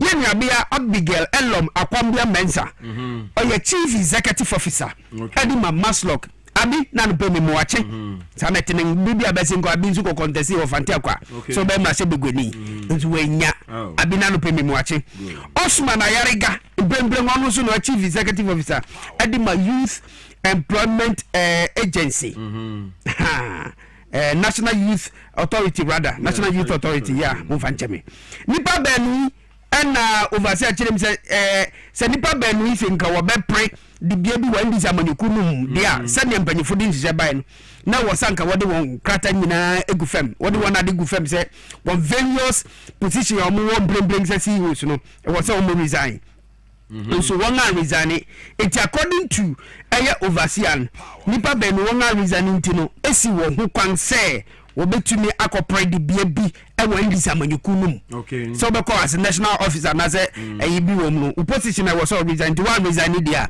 na say ebuakem anisa deadline up ho no ti sa no overseer some resign it say net is some they will still be at post omo nko any contest okay good anti wo kopre na wasan debi o na ye say ubekwa kopre bia na upeso ko deputy women organizer deputy organizer youth organizer na ze bribi o current position as a chief executive no e was all resigning and nipa benu according to overseer no one resign ye no so where then say omu so mu meka se bia na obekwa kopre di bia so omu nyoma de so wo meka se obekwa kopre di bia bi yewu entino ogusu wo hon as a chief executives intino ayeding ama won se obekwa ko pray di bia ndi sisamanyo kunti overseer na do amaneboyi aba Agboja reassigns Bogoso Prisia road project to new contractor mimi ya adwene Kwabena gentimi fa contract nshem se be ya djuma na bangba ma osika na contract ana se djuma no be no ase obosum kete no nante nko walim ai se achichere nante no uko ni nya anase mwa Kwabena emwa yen enti Kwame Agboja government so minister for roads and highways which was here Pristia Bogoso project na wode ma contractor bi no akoje efinisem akoje efinisem intino e ka ma ho de Kwabena ka bi ni wa beba ho enti buakem ewo ho ewo katafa to so biesa na what's Ghana dish ben bi a competition here John Dramani Mahama say Dr. Frank Amakuhine esantimanta musuafo what's wakika nzembinti ya nya ne den enti nipa benu wom se Frank Amakuhine na aka sembi offensive enti ya nya ne den ya nyina dia na minti wongase Kwabena ena no mikasa se ma misi subiom mi se bibia nkoka papa enye dede Kwabena miti hei kofi minimza mi mojanam mi mojanama mani ncheda enyi hu enye mame enti mi umami nsumunama na mepe enti mi mekwa mi nsumunam na matenas ma atumdwe kwanso mi nko wi mojanam na abema mi kaka na woni nse mojanam nye ma wa adenti na ko wiye Frank Amakuhine oyobi a won atete na eba ne social media so ya wa benwom ena Frank Amakuhine untimi ma fa unsa meka na obaye di ama odabi ori ya na djuma se minister ena wa beka no sebi mini akoye ti hoyi se eyi entafu ye wuntafu anamu ya mia atapenya atakaka ana kuma ana se opanyini enti akoti ye na bia akomu ye benu na muti a ye wa akopanyini ya wa akokuma enti meti na fe o sa akohia kuma mebua enye di o ya akokitwa another name akohia kuma mebua enti me fra Akosua kuma anase Kwabena kuma Kwabena ketwa Kwabena kuma Akosua pani boni ba na wom yanko enti wabeka asem Kwabena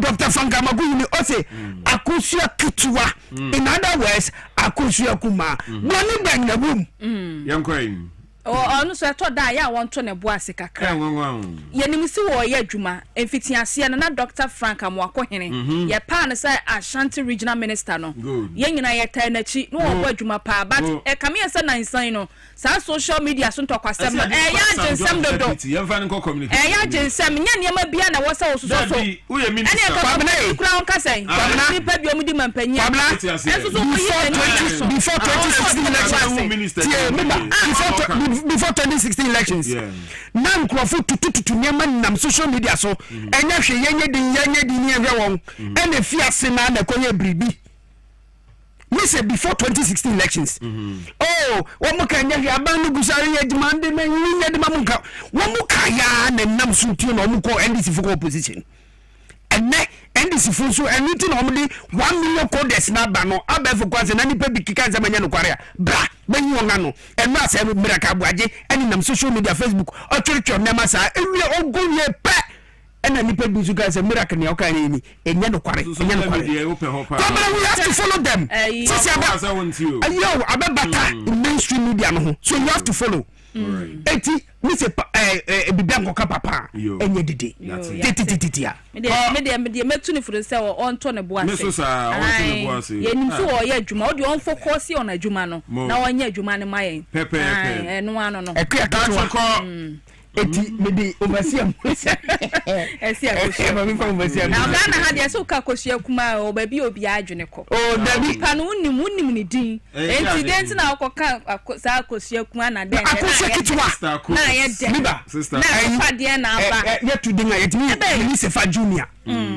udi ba junior udi ba kangase mo ye den Matiasi tititia mami ma me fa breso sem ne mre da bokrata no na ne fa to so mienu na wosofo ye ohwe nam ye ene nam ye so ye ma me Emilia Arthur wo de atudwa ye wo hye Landing Beach Committee ye wo Ghana ha nyina se premise fu no a ebi mutonton na boden no wo mo hwe no wo munyai bua ye twato ho no wo se wo mo hwe na wo moton o chemu a Kufuor gallon no Kufuor gallon yellow no ba ku bia 180 Ghana cedis na so wo se wanya ne ntia se ebi mu tons ebro sa ebo we eso eti wode kokobo ekwa ma wo mo ene bi onso wo se community funds ahodo bia wo mo toto na se basa sikasam a wo mo nso mu yie na de wo se yede ya wo mo fanya no mo toto na se basa no eno so wode ho kokobo akọ ede amom na wo fa breso sem a ne fe to so mienu nso so a concerned patriots of the New Patriotic Party MPP amanyoko no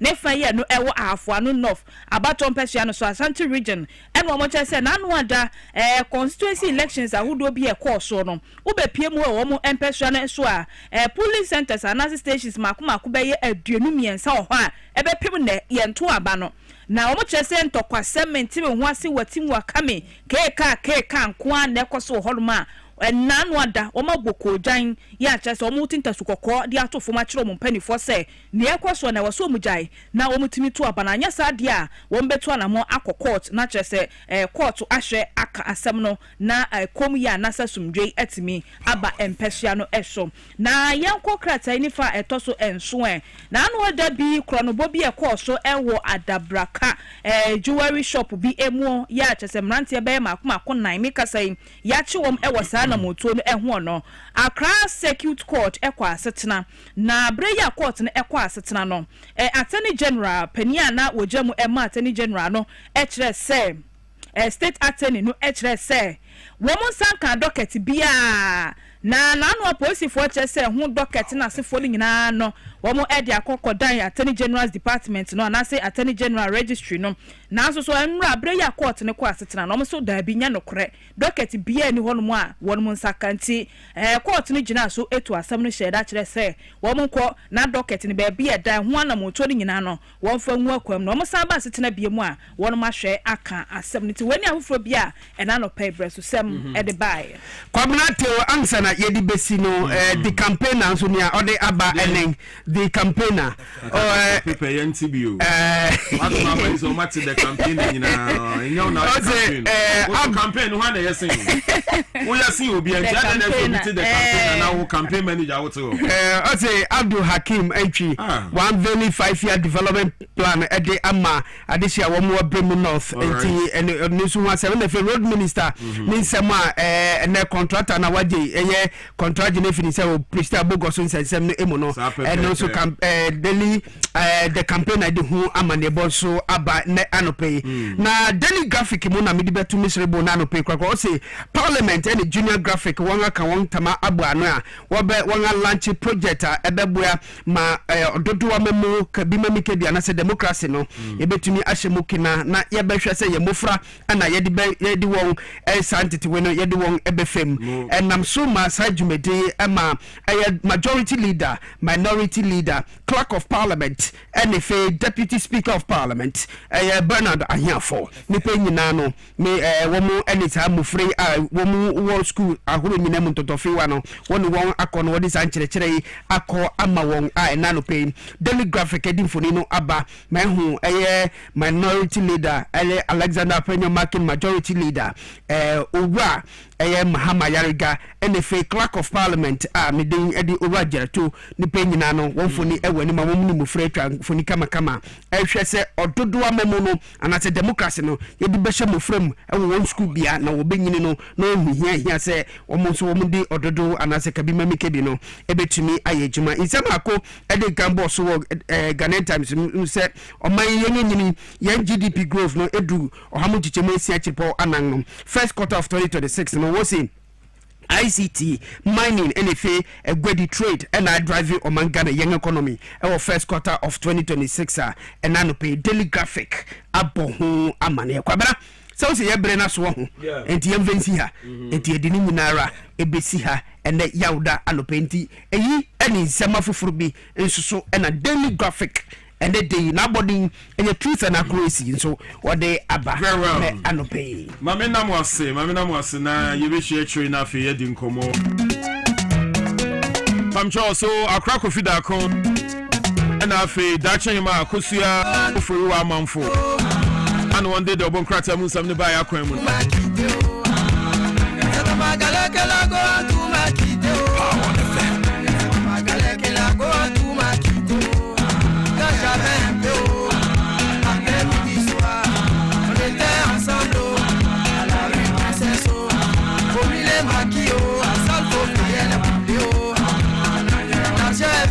Tout a changé de côté, oh.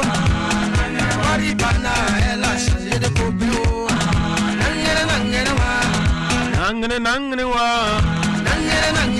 All right, so I'm from called Little George Health Shop. I compared to power to us here. And I'm sorry, and what can no fuel, right? So our body Susumian fuel.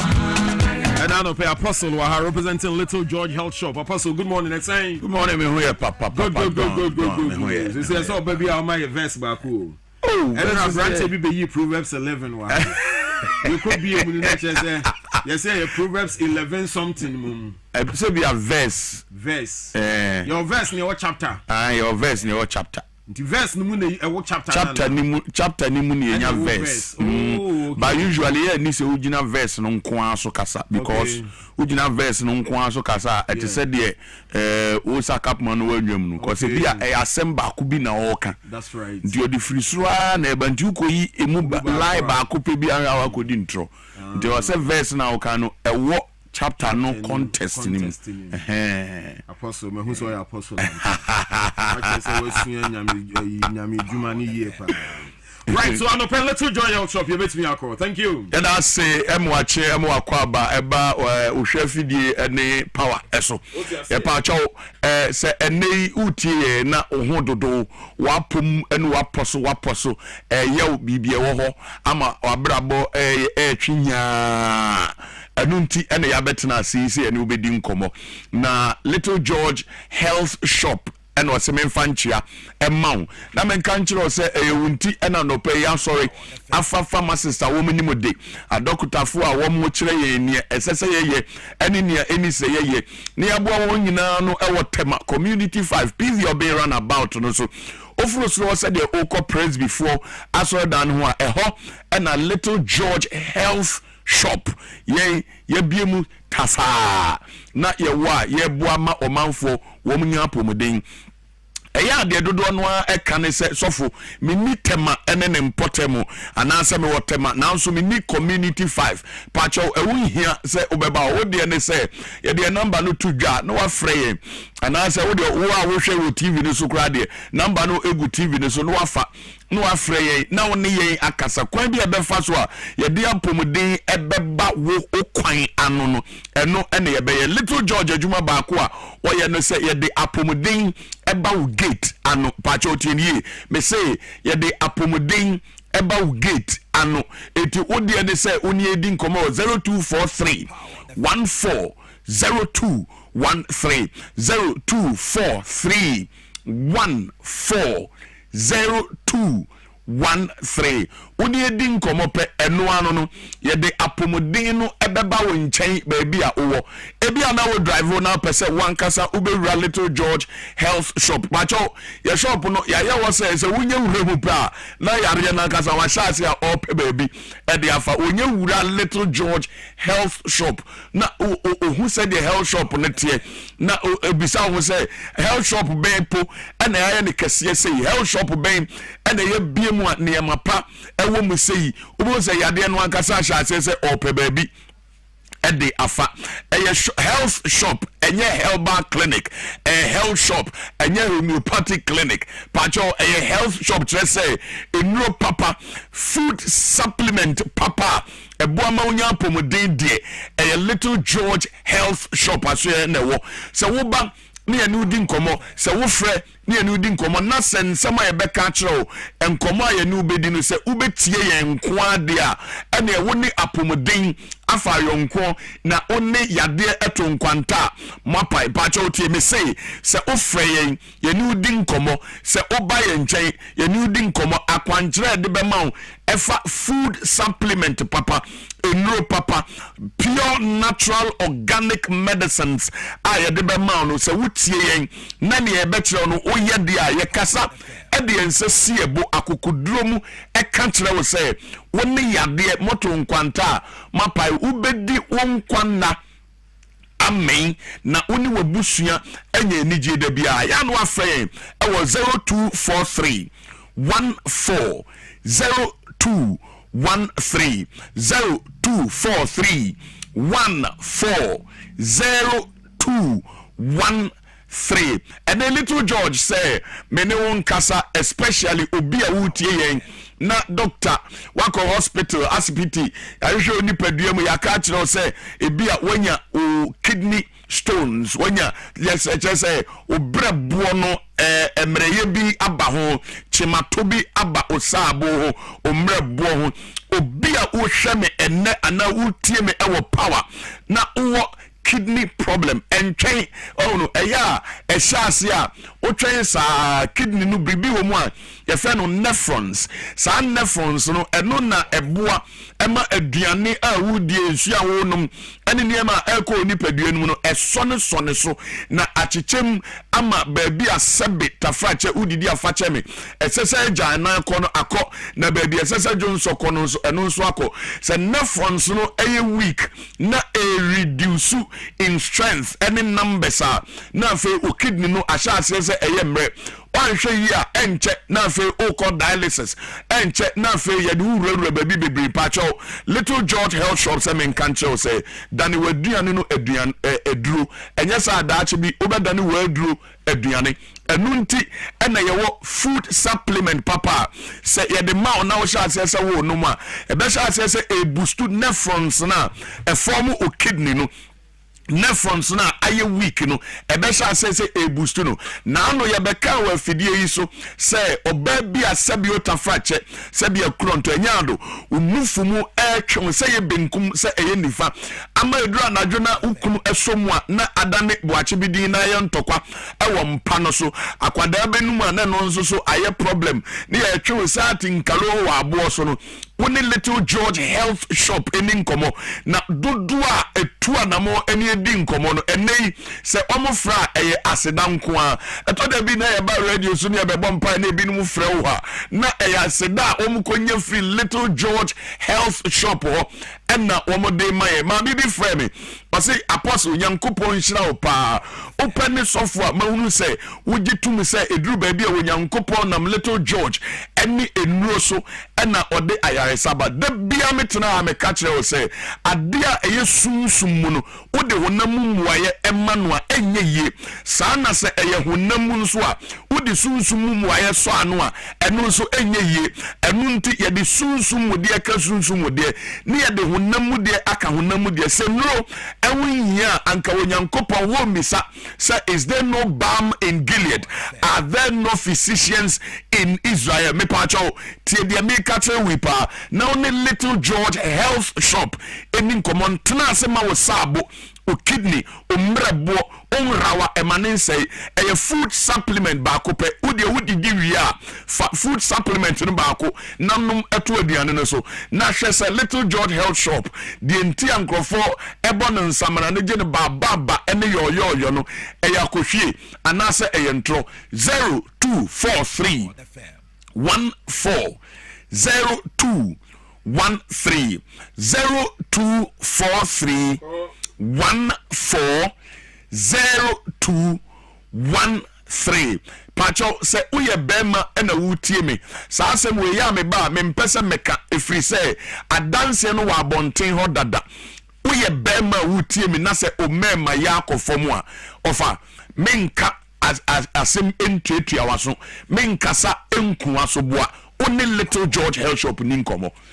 otutotuto niema bebre last me ba me catch o ene obeti ne yesi obi wachi machine bi dia kwose hotel bi adware team oko ene obi oni obi ewo adware another team oko because wanonnom niema ebinum timi nonnom niema ebinum hu no ba nanim no asekete otimi se ene de me fra akosu obeba no wanonnom niema fra akosu amma na ne body gina so saa bra onkwana ena otiso o reduce age a onyankopon de ama no only Little George Health Shop eni nkomo me say Ghana ha omayimu enyankrepe Ghana ha say yakase food supplement papa pure natural organic medicine na usai Little George ho a minim baby a oko na ne ye ka bia so ye nokre ye pe any health shop a ye wa kukudura ye ba bonten atena radio any television so abo ye gaton de awu dewuro enfie bebreni se wo bi kan ho asem a na eye adanse a opese wodi e de fire ho eto da bi ankrofo tutu ye din apart from the Little George aden na woni nkasa na wo ma yade akan wato ho aden na wo ma sa sciatic nerve no e free wo sisi otu ase ho eko na nkokom no aden na wo ma etwe ho e wo bra ye wo food supplement ba kopa ebe ye free ho aden na wo ma onufu mu aya wo ya atwenwa masesi a brazia bokra aya sempacho nufu no say watermelon say pineapple say orange say it is finished say popo mpacho one Little George Health Shop enin komo 0243 0243 14 02 13 0243 14 02 yes now ene sa dialysis no ne body pa o entwen se doctor ni wadi hu nkomo nko ade a wodi tu anamo na ni nkomo na ya de me di twato no a me ka na don no osre me ne say lead us not into temptation eye echen deliver us from evil. That's it. Pacho emfa nko so him eye eche yiye free musum adan na otra akoto musuenum anso abeka say yenyi wu free mu e obere emfa nko no wo ho nti nayi a wo apomodin ene bema pacho only little George Health Shop ni nkomo niema food supplement papa enuro papa ebetinye boost we immune system yade no kura ma na wakope ho ayaresa eti wo yare o onyare o only little George Health Shop eni nkomo na wo drive no o buy ho a ya na wako o Google map no so unya type o little no pe ubu say George Health Shop na ba be so if you say edimpa ene eniema pa eno ankasa ene ton ne ho 0243 0243 14 02 13 0243 14 02 13 me sorry so kwan no wasen ewe wa boboa no but tie me e mama me nkadam e ma wo fankadam mama e ma wo ma no yade anyi o mo so ate enidaso e wo ho de ye kan e nokre ya che say little George Health Shop no ono yade no wa fa bi mu pen eno ena nyame yi na frim ena onam so say sa na tie de a de nyame ye me no me nso me de beboa foforo we ni ebotae enu nti na asofo di nachi ebo aduro no hu dawuru 0243 14 02 13 say ya ye pick course no 0243 14 02 13 oni ani nkomo yen ye wapomuden fiber se unni temane ne potem a emane haw free yen yenim kwa be fa so a ye de aduru be bro 0243 14 02 13 yada se minya o madon ne ça fait partie de la sensio c'est caïma prensé oh je vais te donner oh que Dieu nous délivrera oh tu vas manger oh nangere wa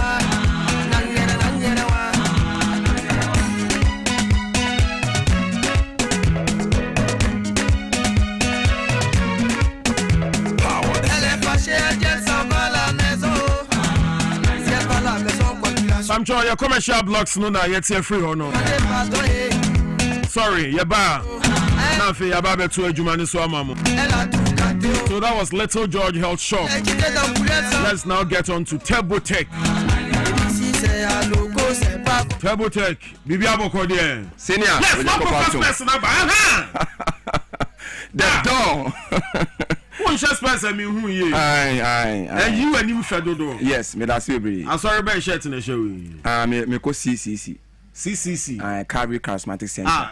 Ransford Obey. Yes, aye. To now when you are 70 years, no mun na mo celebrate no. Din. I see. Yes. Nsa me mini aba etonyo ho Marian. Oh, okay. Yeah. Wow. One of the, old members of the church. Yes, one of the administrators. Aye, ampa. Yeah. When I software akwa so on. Aye. Only say minimum ho. Aye, minimum. Oh, minimum something from Bokroma to Asokore Mampong. Oh, okay. Yeah. CCC. Ransford Obey. Send the background so yourself. Aye, in the back yourself. The band is all called Prempe College. Yes, ampa. Ampa. Turbo Tech. The door. And I'm a finance yanko. Me da sibe door. My man was say yen nyina wo dwumedie na fidi kese so. Yen fa nchia so nkonfoma o mamuni nyina. Ye be ko so ase twede ampon onyankopon asundue Adam o man Ghana ana be so emu ni panyina. Abusua enne no pan so yasan no die sia bia ofidie so a e ma remfi. Na hye no so me se eye Turbo Tech garages.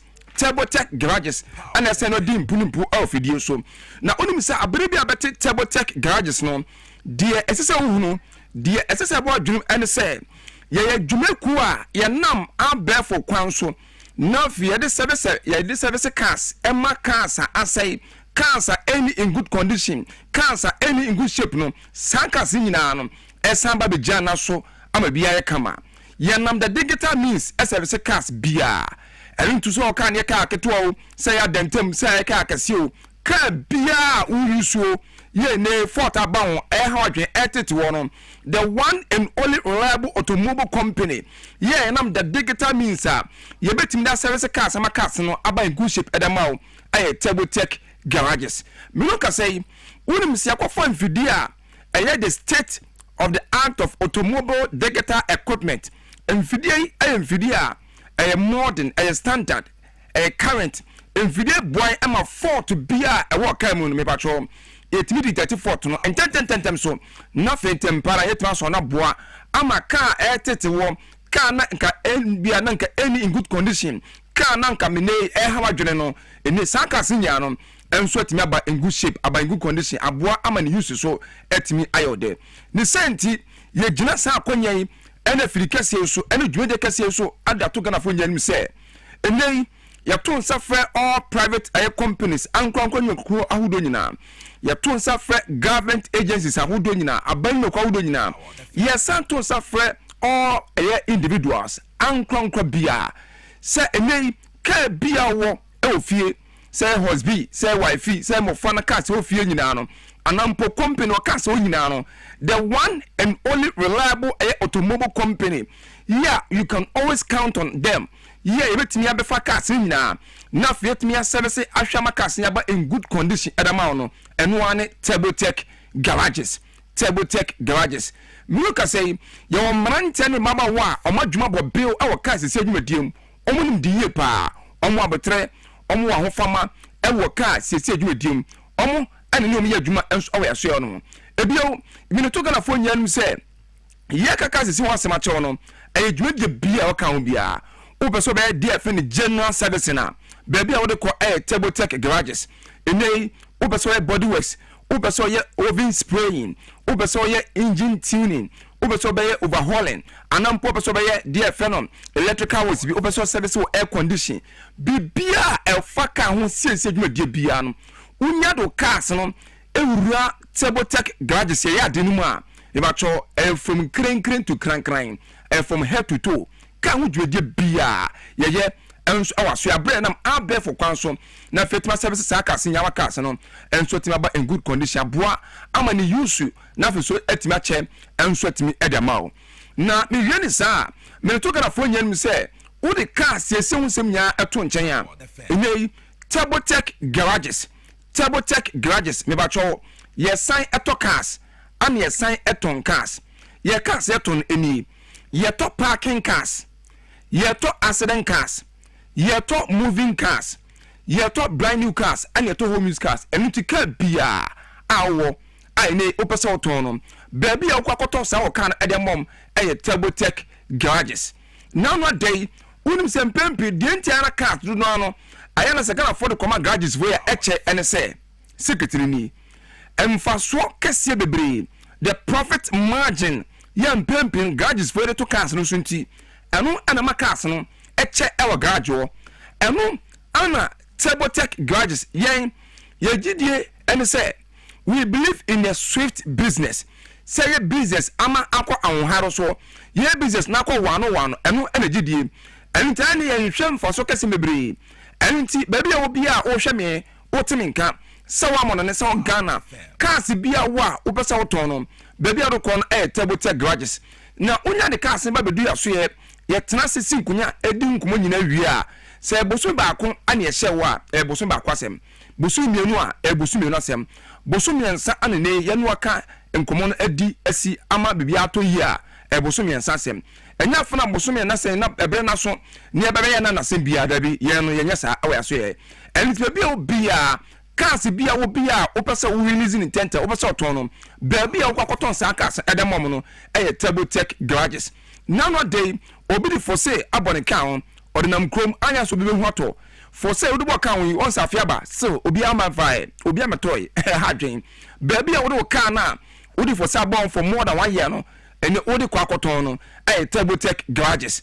Nowadays obi so parking the car mancho baby kwanche baby anya say ne obi for say born so be hu ababeto wo si kwanche nye ne ache Enfinshia be se mienu kura na abai still kan wala wodi sinesi ensu oto na ebro no awi abo a na ehye no hadwen baby a wo sa aka no kono akoton amon saka sika no Dwaboase garages na wodi se so ka nya kwanhia emfo wor kan senia asai say pa aye condemn senya condemn say sika kredi na ene ka no opese wo ton a baby a wo ton sa aseren ka ase no edamom no Dwaboase garages ene ukana kunya kwanhia akoda police for nsem asade nanso ne ofisa odi ahwenye yi a ko na police fon ko sin kunyam o kan na say na e wadwen say odi ahwenye yi no gifia musem beton from tabote garage ye to saka no enso atimetu aka parking car bia wo so parking 2 years ni 3 years ni 4 years ni 5 years ni anampo na chance a yi a opesa oton no company jumeko kese a oton sa o parking car no edemom Tabotech garages na ina sa se toka se bia no metuka fo nyan se ye na masini ni to guase chonisesia na phrase sia na enkomo bia wache no watimi nyadi number no eye makomako miensa nyadi nkan ni eye 0206 481 793 0206 481 793 0206 481 793 number to sumi nusu ni a double WhatsApp number enti wo images bia person de send ya phone number yusu ene 0542 275 252 0542 275 252 0542 275 252 what you say number chat to ensuni 0542 961 111 0542 961 111 0542 961 111 ya number senior friends see ya na ya to enkomo no so ma to gana fo nyan mi say in as far as CC cars near to car bia no na fiesa ema o car bia pe bia to no ene me to gana fo nyan mi say any form of property bia owo ya o pesa oton e bia o plot of lands provide a location e kama o pesa oton a company oton science asenda mom e Tabotech garages on computer building anampo computer building o pesa oton a baby a ene okwo nche dwuo kokese ya okoton sa odan no edemom abra location e kama no enso e Tabotech garages sounds na sa open sanse ato a yenso betima obi ato open computer building ato a yenso betima obi ato open on computer building ato a Tabotech garages yenso be obi ato ama bia enso tia ai kama edemom dabi dai wonso bi ai dai wonso bi wo dai no wonso ma hwe no amfrey dabi ai ene de yem purchase ai bia how enti ya to gala fo nyan say ene adwuma de no esifate na ye ka Tabotech garages wan semi ada three na ye adwuma fiti juada ekopem memene da Monday to Saturday ana ye adwuma abrabo anopa na wotwe 8 am ekopem menu 6 pm number to upon Ghana hade ya tena ye dwoso ya so ye eminu ya tena kese pa headquarters no ewo Nkrahaya the nation's capital Accra Nkrahaya ne wo ye Awoshi Waterwest ohonom ana Tabotech garages ye headquarters ewo na ko Kumasi a asantemantam kropo mu a imacho wo ahojo runabout ye wo in between Georgia Hotel any Gridco office no ye so mfimfin enso ahojo runabout awa asantemantam kropo Kumasi mu na enama simbioni na answer na mesbeto dwa no ene akwanhia bebre doso man mu ni bebe so enam so to nanom ewon se do omo hwere mu nkwa de do na nyina eye kwanche vitafo a empepe gana fo do mkanse komom emfa oka enkwa kwanche fita ni bia ochina bi anya so o repair break the mount break mu anya ni ye ebi o tai ko tu ekwa no wontima fa hwe no to nkwa mbobo mu ye amfa ma ekoba sa ha dwen enu nti ana ye ka che gana man nyina se the one and only reliable automobile company say o company no say fie cars no say na for cars ni nya baby abetimi di aba you can always count and trust us say you know adwuma e top notch e adwuma no eno enso Tabotech garages e ma sibio na fia fia komo no emfancy ene dey miensa dedin kan 0206 481 793 0206 481 793 number to sumi e double as WhatsApp number enso ni 0542 275 252 0542 275 252 number etwato etosumiensa enusuni 0542 961 111 0542 961 111 eba cho car bia awa obesa woton say parking car say accident car say moving car say cars after the firm on abedu Ghana say accident cars after the firm on abedu Ghana open company a obetimi aton cars nyanda mo eno ani Tebotech garages ya ka say Tebotech garages a waje so say we fix the impossible into don na me no wase na end the for na give na say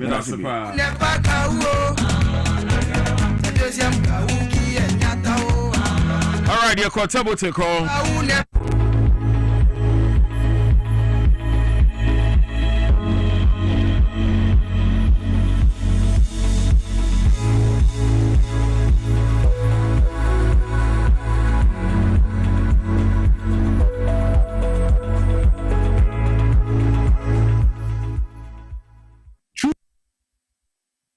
World Pharmaceutical Company Limited ena enenso yenimu edi ehyebiemi ye ka se True World Pharmaceutical Company Limited a Indian company kasia ya so ye nankasa ewo India na yinu no ebi wo wiase afana nyina nyame nchadom ebi aba bedu Ghana hanom ama FDA for aye nhwehwemu edi afa yinu no ho ajatum se eye papa ebo adwuma ntino Ghana for emfansa wo ho yare na yinu ni nyina no India hahama ene yakeka boom ede aye ahabandu ya eni sunsanso boni dia na True World Pharmacy nko ena yenu a yede abadwaman so no yemfa aduro baako ense yare mienu anase miensa yenu no baako bia ense yare baako na ene yenemu eni nkomo emfa eni aduro no ho esense ede aduro no True World Vision Capsules ne de abibia yabo ho dewura ama Ghana hade sebi mpabiasa ukokuru kito anipa mienu anase miensa wo mu kra na eni aduro no omo atenenka na ene yenu edi yare bi ho nkomo a ye kan nerve alive ye do ye friend nerve alive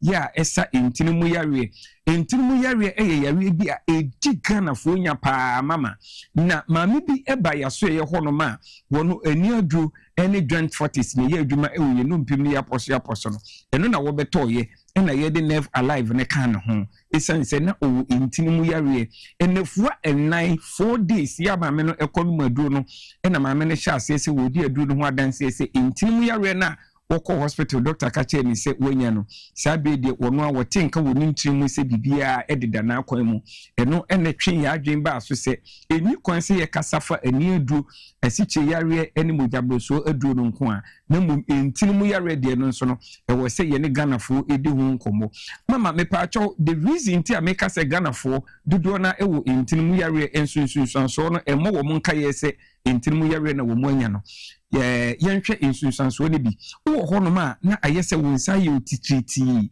wonan aye otitriti na onase atatai me pacho aya na waposo nyina aye hojo wonante a na ayese kakra bi a wabre nante ho kra etimi ye odin me pacho aya na ayese panie bi ewo wonamu anase osre ho aya na wonsam nyina afo wonamu afo enti wo hyempoboa na wonante a na yese empoboa no ero afri onanse mepacho wo binya entinimu yare na wo ye bema etumi mo ye mre e wo kete so esanse ye bema no dompe bia ednim eye entini nko a enti se unya entinimu yare a na wo ye bema utimi eye mre e wo kete so uhunu sa ensunsanso we nyina anase wako hospital na doctor akacho se wanya entinimu yare a adu ba ko a me kanfo ede ama wo eye nerve alive me patro me maami a wo hwe me anase da dia utie me se wo de wako hospital ana wuni mo bi a wanya entinimu yare a bomodi a na adure ka che ne se onkope India fo adura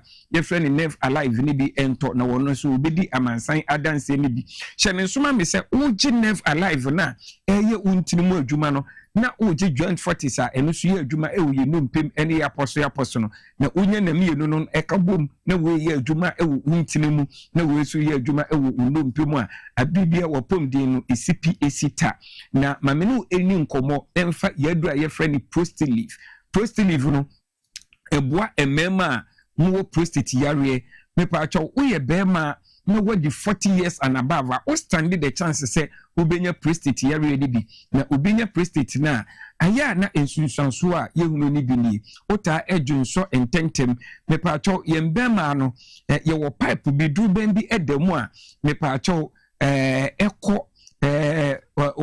sebi baby adwunso no FP no na se saa pipe no emu esi anase se yɛka se wonya prostate na hono enti ma pipe na adwonso no efamu pie no entumi pressure na wɔsɛ de ba no entumi embasa enti odwonso na ebi akam abibia na adwonso ene nam ho na yɛsɛ adwonso ebon ho obi koda na adwo wɔbɛsɔre several times akɔ dwonso wo obi a uhunu saa ensunsanso we nyina anase wakɔ hospital mpo na doctor aka kyerɛ sɛ wonya prostate area entena se ntwen emma yemfa rubber ento be mamu nhyɛwa wo ne wo nana bi ana wo papa bi atena ya wonya prostate amuna dru stage aye de rubber to ne be mamu a wotimi hu sɛ wo dwonso wo gye ne ho mena pa na India fo adru a ye friend prostate live no wo ma onsaka bia ebetumi aboa wo na enya enonkwa esan ebenti ye ntumi emobɔ ye no ni nyina so eni adru no me san akae wo biem sɛ wo obi a wonya ani ho ɔhaw bia India fo adru a ye friend True Wealth Vision capsules no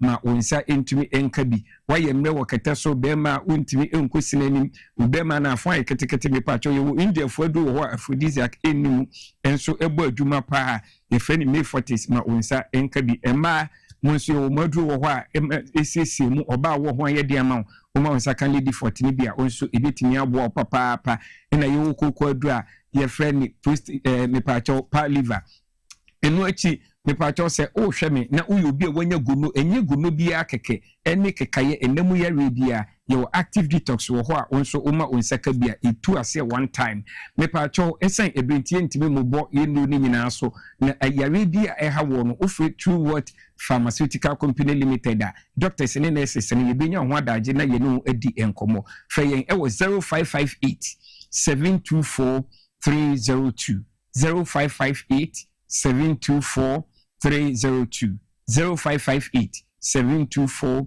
302 and 059 558 2628 059 558 2628 yebeda yahwefo ene yatifo nyina ase nyame adoma na otweda se ne ye ne bese ade ahia bi.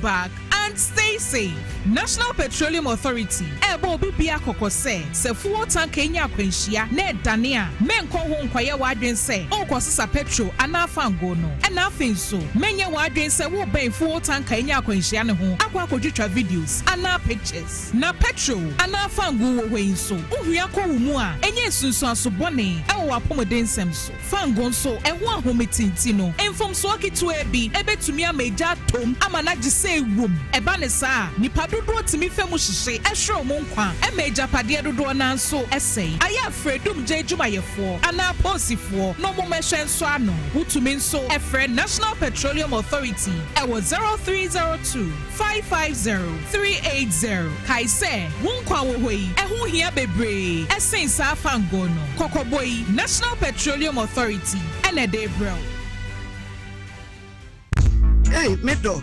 Not why you possess ono kwano dabre wabre ako said you mean sana nyam fitwetwini no utumi prosore akra me free market buy ana me to 3p garlic me say the brew sanum bi asama wada ni wuya na sa wagoda 3p garlic mix ma mo chedu mo fu sani ye na so garlic papa bi ni e aye anano madam Fukofin poka to them say Piwak Natural Health wo mo de adubido bi abaye friend 3p garlic mixture na omafo tu egusu no enya sempeto say ye didi na ya numu ya de betimi aba enti se wonum 3p garlic mixture na odi abon ho ban se wonya sunsuanso aboni bia fa eduro ne ho a bo health provider amane ana FDA ewo med safety app no Fred Piwak ewo 02489288824 ana 02010000021 FDA agi edwedi krakwe.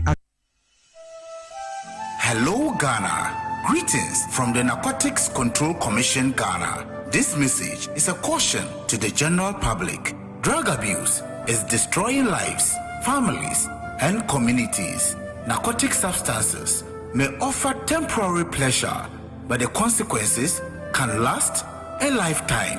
Drug abuse can lead to addiction, mental illness, violent behavior, road accidents, and even death. No one is immune to the dangers of narcotic drugs. Think before you use.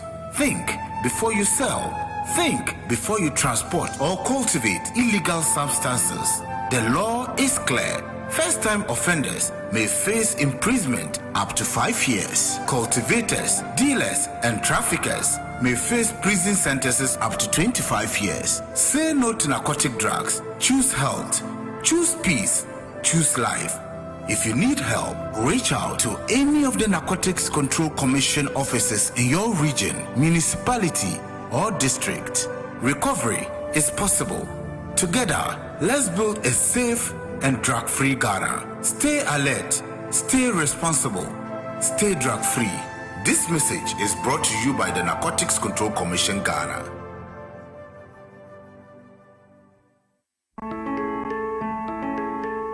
Major Real Estate Limited. What's that? Some papa biabo. Mama na papa. Brother, sister. Atina mafufi acha dodo. Mama odan ka okra reboso na we maju. Ono ti da Major Real Estate fu say. Wo bre na so de wala be ye fiera. Wala kasa Sudan. Uncle. Mense so sika ko banko fi bi mo nji zo. Na san ko wasa so de ke ye dwuma wasana bo aka ho. The meet bra Major Real Estate. Na nyem be din komo. Wasika ka krebu botase. Yes spreading kind mo 1 year na tuaka. Nsase ni na so wo krom. Wasanso ya lofole. Make sure fofofo. Awe wurade umpe we na opedi. Evo se abuta. Ebi asase ni den. Sai Hill Royal City. Sai Hill Golden City. Hobo Crystal City. Hobo Ebenezer City. Obom Mango City. Obom Royal City. And Obom Driver City. Sure. Nsase ni na so litigation free. No longer. Fully registered. Say your full payment. Get your 5 bags of cement and 200 pieces of blocks free. Only to find one who to free.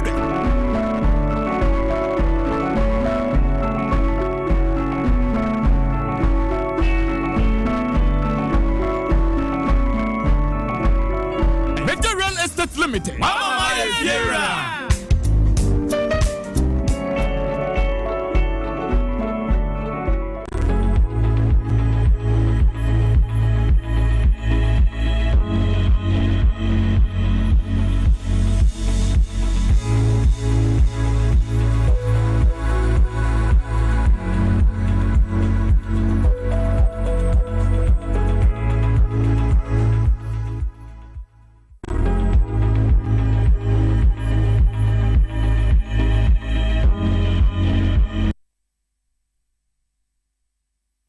This self-style chief Nunsu, Onunsu, Odini Langas, any like he paying for a warning chain.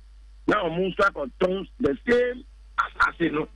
And now sign my problem. War Amaya. And I bomb they say, you better put situation where I'm paying for. Say, and yes, I am Amaya. Now, 50 more than century. And yes, I am Amaya. My abomodian say, paying for that year because you want to say on call the criteria and fact on info.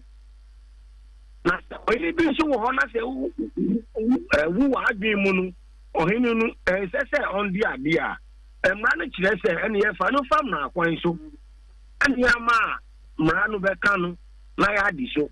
Now, I had no way, no more, almost penance, almost Marano, and Yamarano, almost and Nuna any problem. Very bad. I'm not Yakuno. Nasu, let them say, Quaya or Hina only be praying for half air faso. Yeah,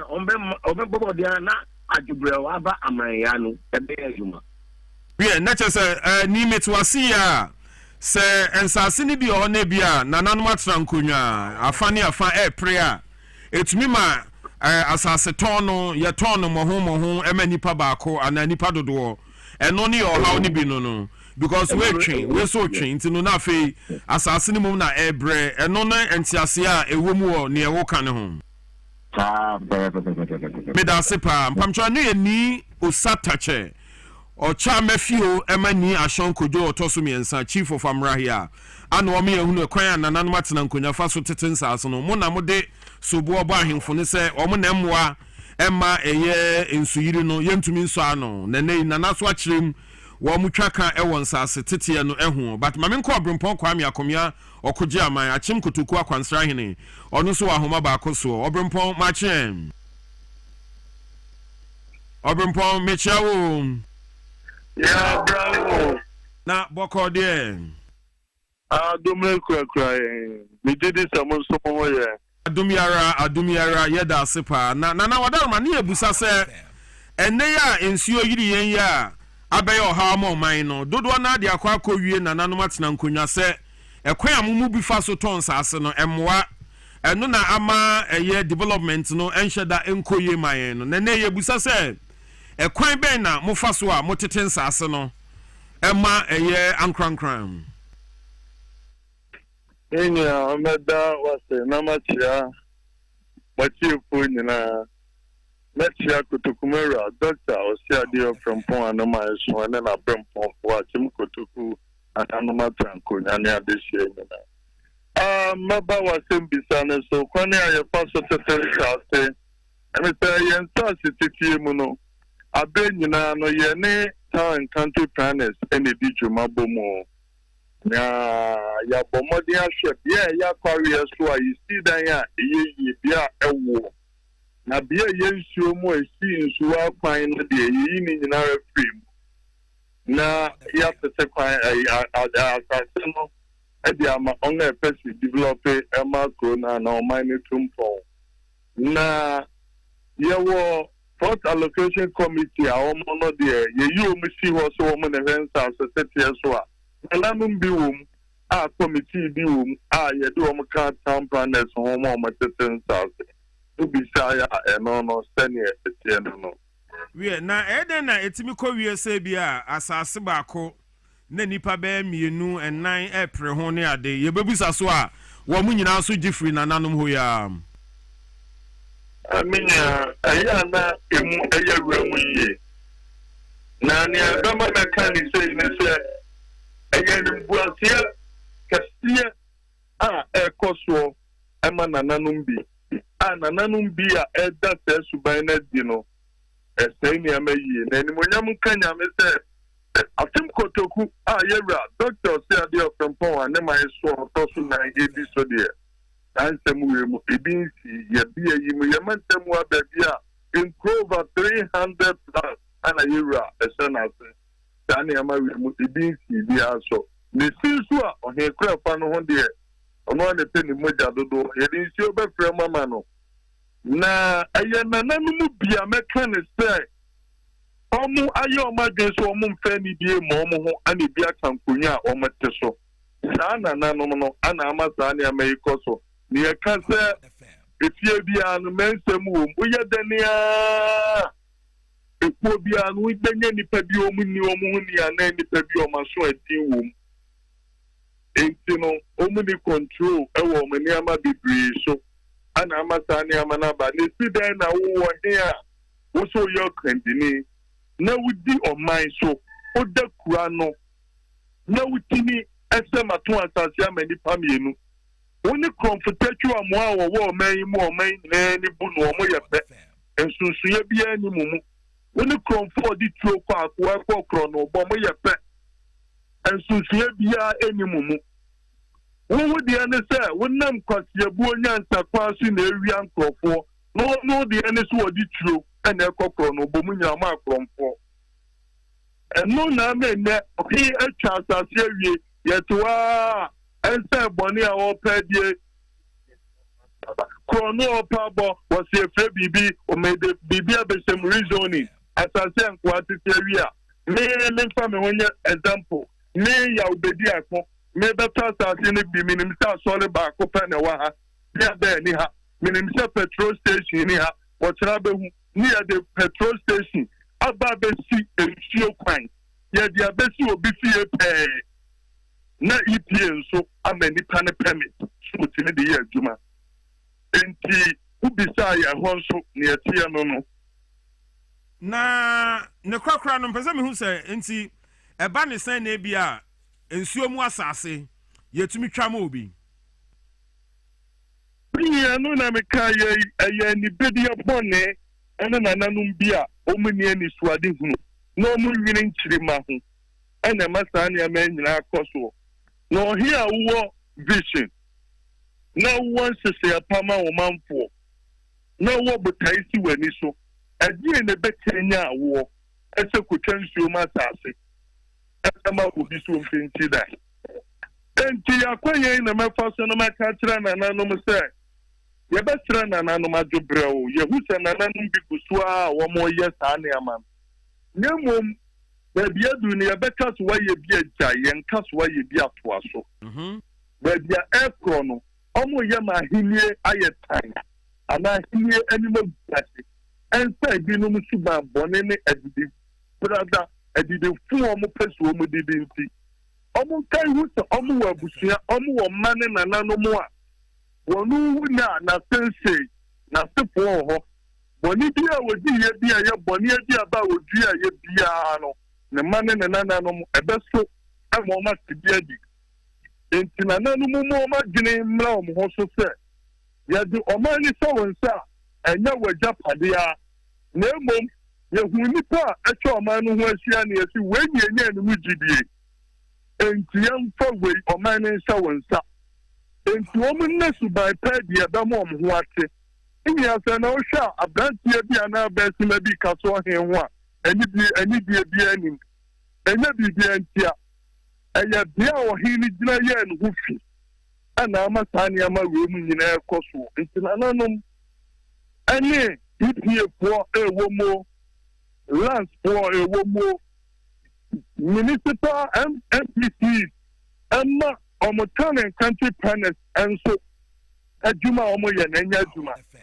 aban no mfa ne nan si fam ɔhe de asase ama obi ɛwɔ nsuom nipa koro si dan a yɛnsɔpe no ɔmpɔgye ne sika wɔ ɔhe korɔ hɔ wɔsi dan no duru baabi a ɛbɛha ɔman no nyinaa kɔ ahodi a yɛmu na ɔman no mfa ne ntoma pɛmfra neɛ kɔyɛ wei yɛ me ɔfaase wei yɛ me nua wei yɛ mama nyɔkuo mu nipa ntimi ka ɛnyɛ yi a ɔman no yɛntu mpɔn da ne yɛ wɔyɛ nnwom bi yɛse ɔman yi bɛyi a na firi me ne wo yɛne a na yɛma ne a enti mprɛmpɛ yɛnkɔfa ne yɛ nananom bi ɔmu nyansa yɛyɛ na wɔkɔborɔ ahafo bea bi te sɛ sunyane ne yɛsi sunyane deɛ ɔmu layout yɛyɛ fɛ ɛyɛ sabi nyansani bi a ɔbɛdi kuro no so ɛna di ne nyansa ma ne yɛ fɛ ɛna ne nananom yɛka bi yɛnsua yɛnkɔfa yɛnkɔkyekyerɛ ɔman nenam gidi sɛ bɛboa yɛ aboa nkyirima ɛda so nana kwansra hene ɛnɛ wakasa yie paa nyankopɔn nhyira ne wakoma pa ɛne akukuduro a wode aka nsɛm wei no anɔpɛ yɛ so yɛbɛda wase yɛbɛhwɛ sɛ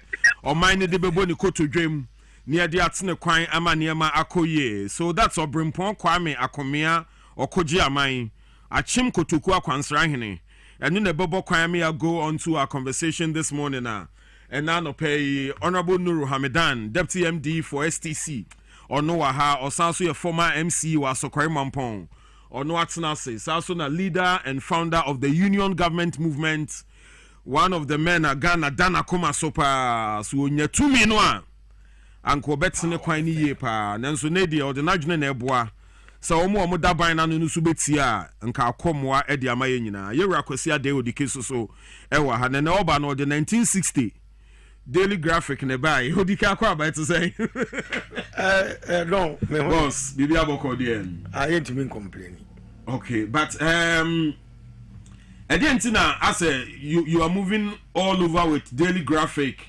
publication of Monday April 18 1960 when the rains came to Accra fast train services planned STC service at your fingertips so you see even in 1960 na state transport almost a fly publication with the dailies to publicize destinations for passengers and odike honestly ubi anyone you might be so let's discuss the flats for now for your bar we look at other matters on the table you don't me that say akwanya dia mama me chia me ofa say good ona boa me ba be program ne we ni papa ampa obuade yi papa me na tena kuma se akosho bebre so na the way na ho brase sitie no see you so maka no mo ntwea no mo mo fa mo bra na be boa mo a ko political party class o da no a wo twen dom be ka party no yempamdom because you the numbers na to be MPP ni obi obabi na NDC na so a ene nya down for through your relationship one no it means it's any pardon but we be no who ko be on kan ho we free yemfanya o man de di kan no don the time they say publication we buy and say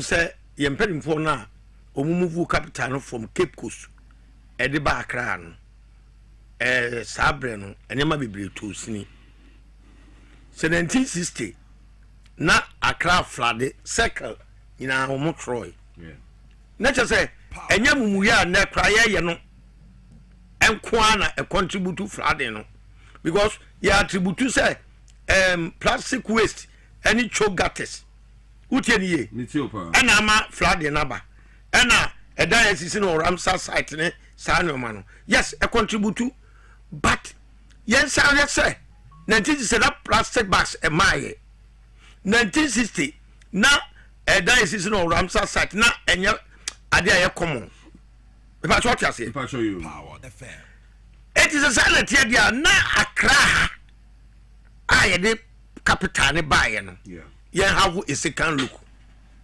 I am beginning to suspect say Accra is below sea level and so share motorway bokumi ni fanyina you were Kwame Nkrumah ye market for rice production because na asase ye clay it water retention no high and should to mean rough form said you also rough form Accra power the fam it na me suggest say sadia yanwene ho na ya relocate administrative capital and ko ba bi te second tampo a eye line with equator no na yan senya tourist attraction kan eti ebre we ye wo mu no sika bi e be ka se bi ko wura drainage system wo aka no ye nya results are right now because enipa do so akra wo de an toto ho a 1960 na ne so nda so yiri fire e wa akra so we need to evacuate majority of the people no to a different location. Me propose say eka yes start and prepare administrative capital. Yeah, administrative capital now. You be move nipa bebre na free economic capital ha. Edu makọ. E ba sa aka mu be yen han. Now for repairs be o se ye no. Ya to e boy. Don't forget say o Cape Coast dey ba Accra. But so share in the modern cities now, do not move away from coast for to mitigate your friends say external aggression. See, never man from Ukraine one Tawan say if I say Kumba, Emma ya him crooning same more. It will be there regardless of any other thing. Every way a browse started planning a new city. A better administrative capital for Ghana. Yana nipa ni political will to say certain but usawusha mupa. Oh, but say JM kind last year can say Accra is choked and we need a new capital. On the don't say extension. I should carry what baby and work. But that's not what we need. Okay. We need a modern city.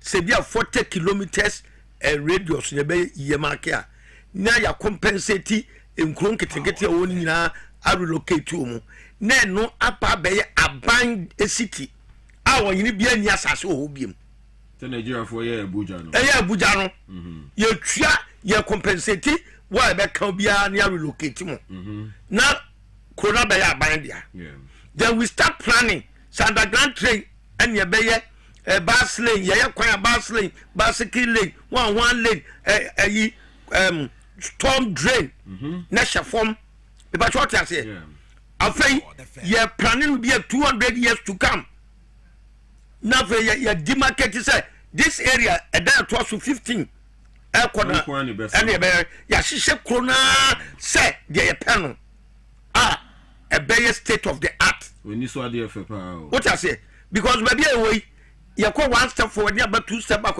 We blame game name MPP come and then so Bamiama transfer research. And yes, sanity. MPP near this into come. It is far from that.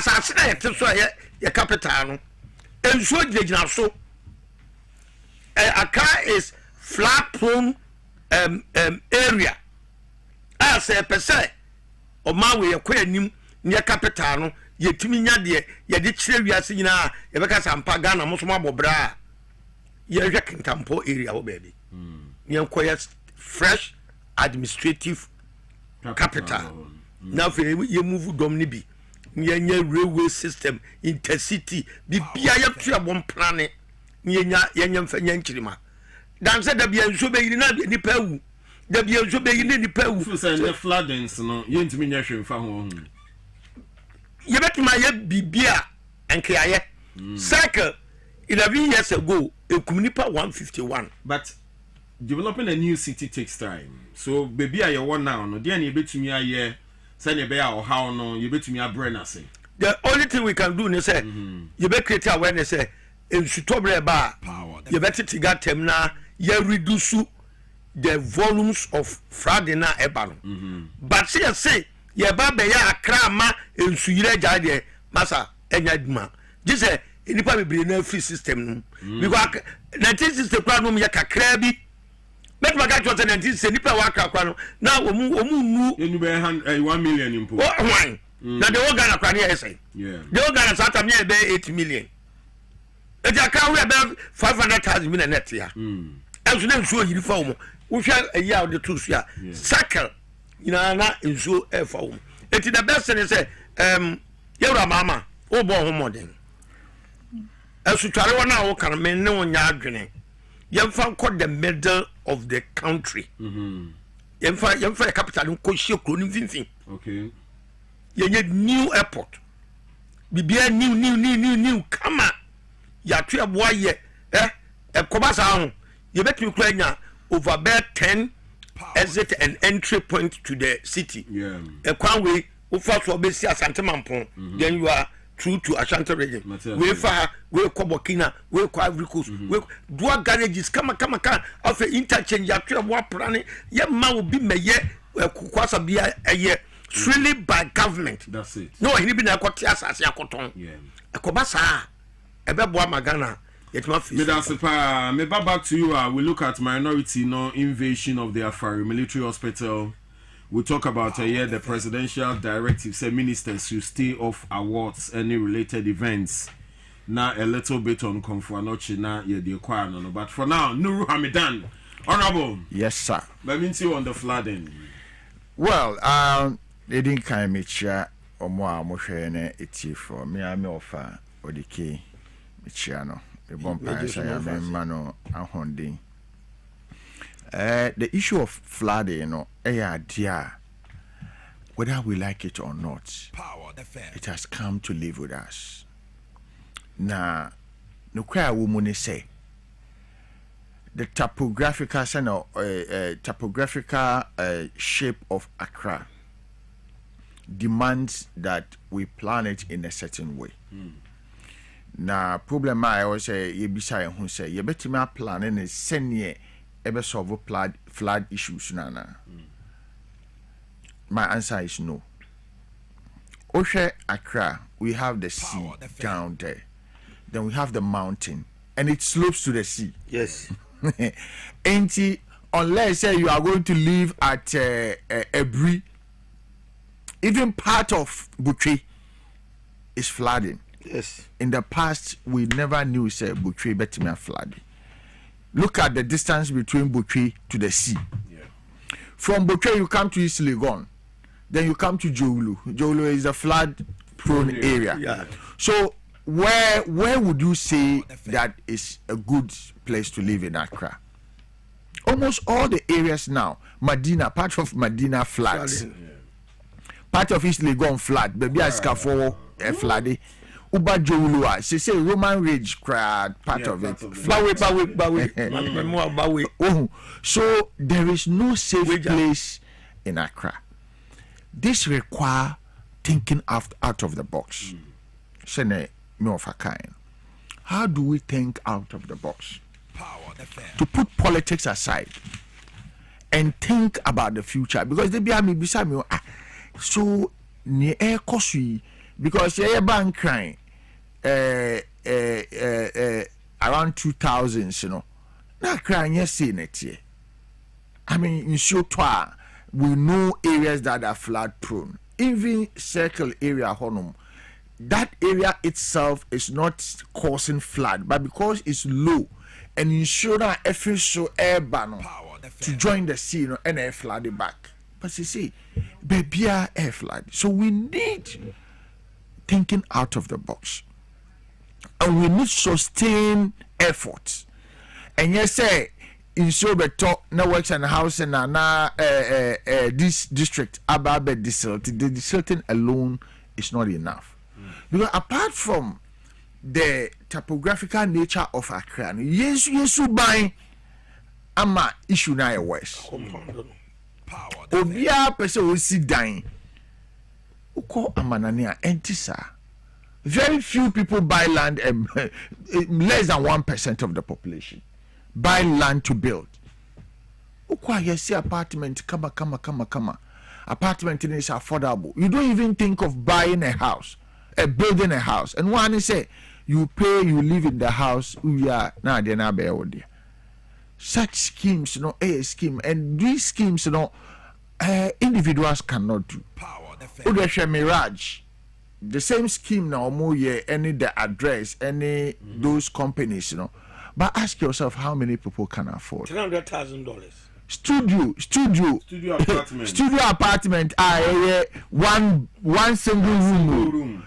Only 100,000 and above dollars. That's over 1 million Ghana cedi. So who can afford accommodation in Ghana? We really need to put politics aside because Sir flooding in NDC and MPP and CPP. A idea affect me uncle Barbie. She lost all her investment due to flood. No, big shop or Alaju. Flood in the band, I say, I'm go back, starting all over again. Now, media, I think, say, model, send a minia or the kikan. But me, the model that I think we should adopt is the model that Europe and China is pursuing. Don't concentrate everything in one city. Yes, we can use Kintampo for something. We can use part of Kumasi for something. Uko China. Omubokro mubi amokacha say automobile city. Uko Krobi ambeka say a Greek city. What I say? So what are we doing? Because we can't develop at a go. Volta region. A region beer. When it comes to land dispute, our form. Hardly will you see say they are fighting over land, and the land is good. And I'm Roberts. Say Volta region. Yes. So what plan do we have for Volta region to make it a city? Is it a city of automobile, a city of agric, or a city of tourism? Tourism will be better. You understand? Yeah. Eastern region. And so good. Even that place where you have a little issues over fighting over land. Yeah. But what city are we using it for? So that you decentralize, because the problem of giving one region a city has to stop. Because when you do that, you are empowering that region and others suffer. That is why we brought decentralization. So for me, we can say that if we have a city of agric, the Minister of Agric would be centered in that city. If we have automobile city, for instance, Volta region, you say that is an automobile. Minister of Transport and allied institutions would be set up there. That is the model I used when I was at Asokwarimompo. Good. And it's working. What I did was, the Asokwarimompo Hinime is so rest in peace. Decided he was smart guy. Me buy no say Hamidan. Ade bia obey bia ne bra me ma wasase. Obesi school abema wasase. Onje hwe. Then me tina sha adwen say Debbie the essence of decentralization is to make sure so obia ni ho be hen or person or bibia it doesn't need to go into a distance. Intimi sheda and me di national health insurance echo aswase. What I say and assembly ni mom ewa ha and me di police station ba ko call parko so and me disperse here. So once you are within that community, something will take you somewhere. Baby bia or capital like we are doing in Accra. Upe passport Accra, upe visa Accra, utoka Accra, ukra u port, normal port Accra. Bibia Accra. Why should it be so? Obviously, the pressure will be too much, and the pressure is going to pile up. Because if me a frequent traveler, so what city will be Ashanti region? Kumasi, we can be a traditional city. Kumasi is notably leather works. Can you shoe factory? Shoe factory. Industry. We can make it industrial city. We can make it industrial city because you see, you have Bonkra. Yeah. If you do Bonkra well, import and export to Kumasi will be easier. Good. You don't need to come to Accra to come and clear. What I say. Inti yeni sana ebema timamufonu obia go to China bibi o no ma obekọ na esi call Shangon. You go to Beijing. Go China, go business, go bibi you won't go to Beijing. But say no. The issue is that if I live in Kumasi and me a frequent traveler, na metako debiano I have to come to Accra. It is a sika shemi who am say oh, say the debia me back Accra me ko hotel, but me sit down. So almost every Ghanaian who is well to do must have a house in Accra. How can that be possible? What I say?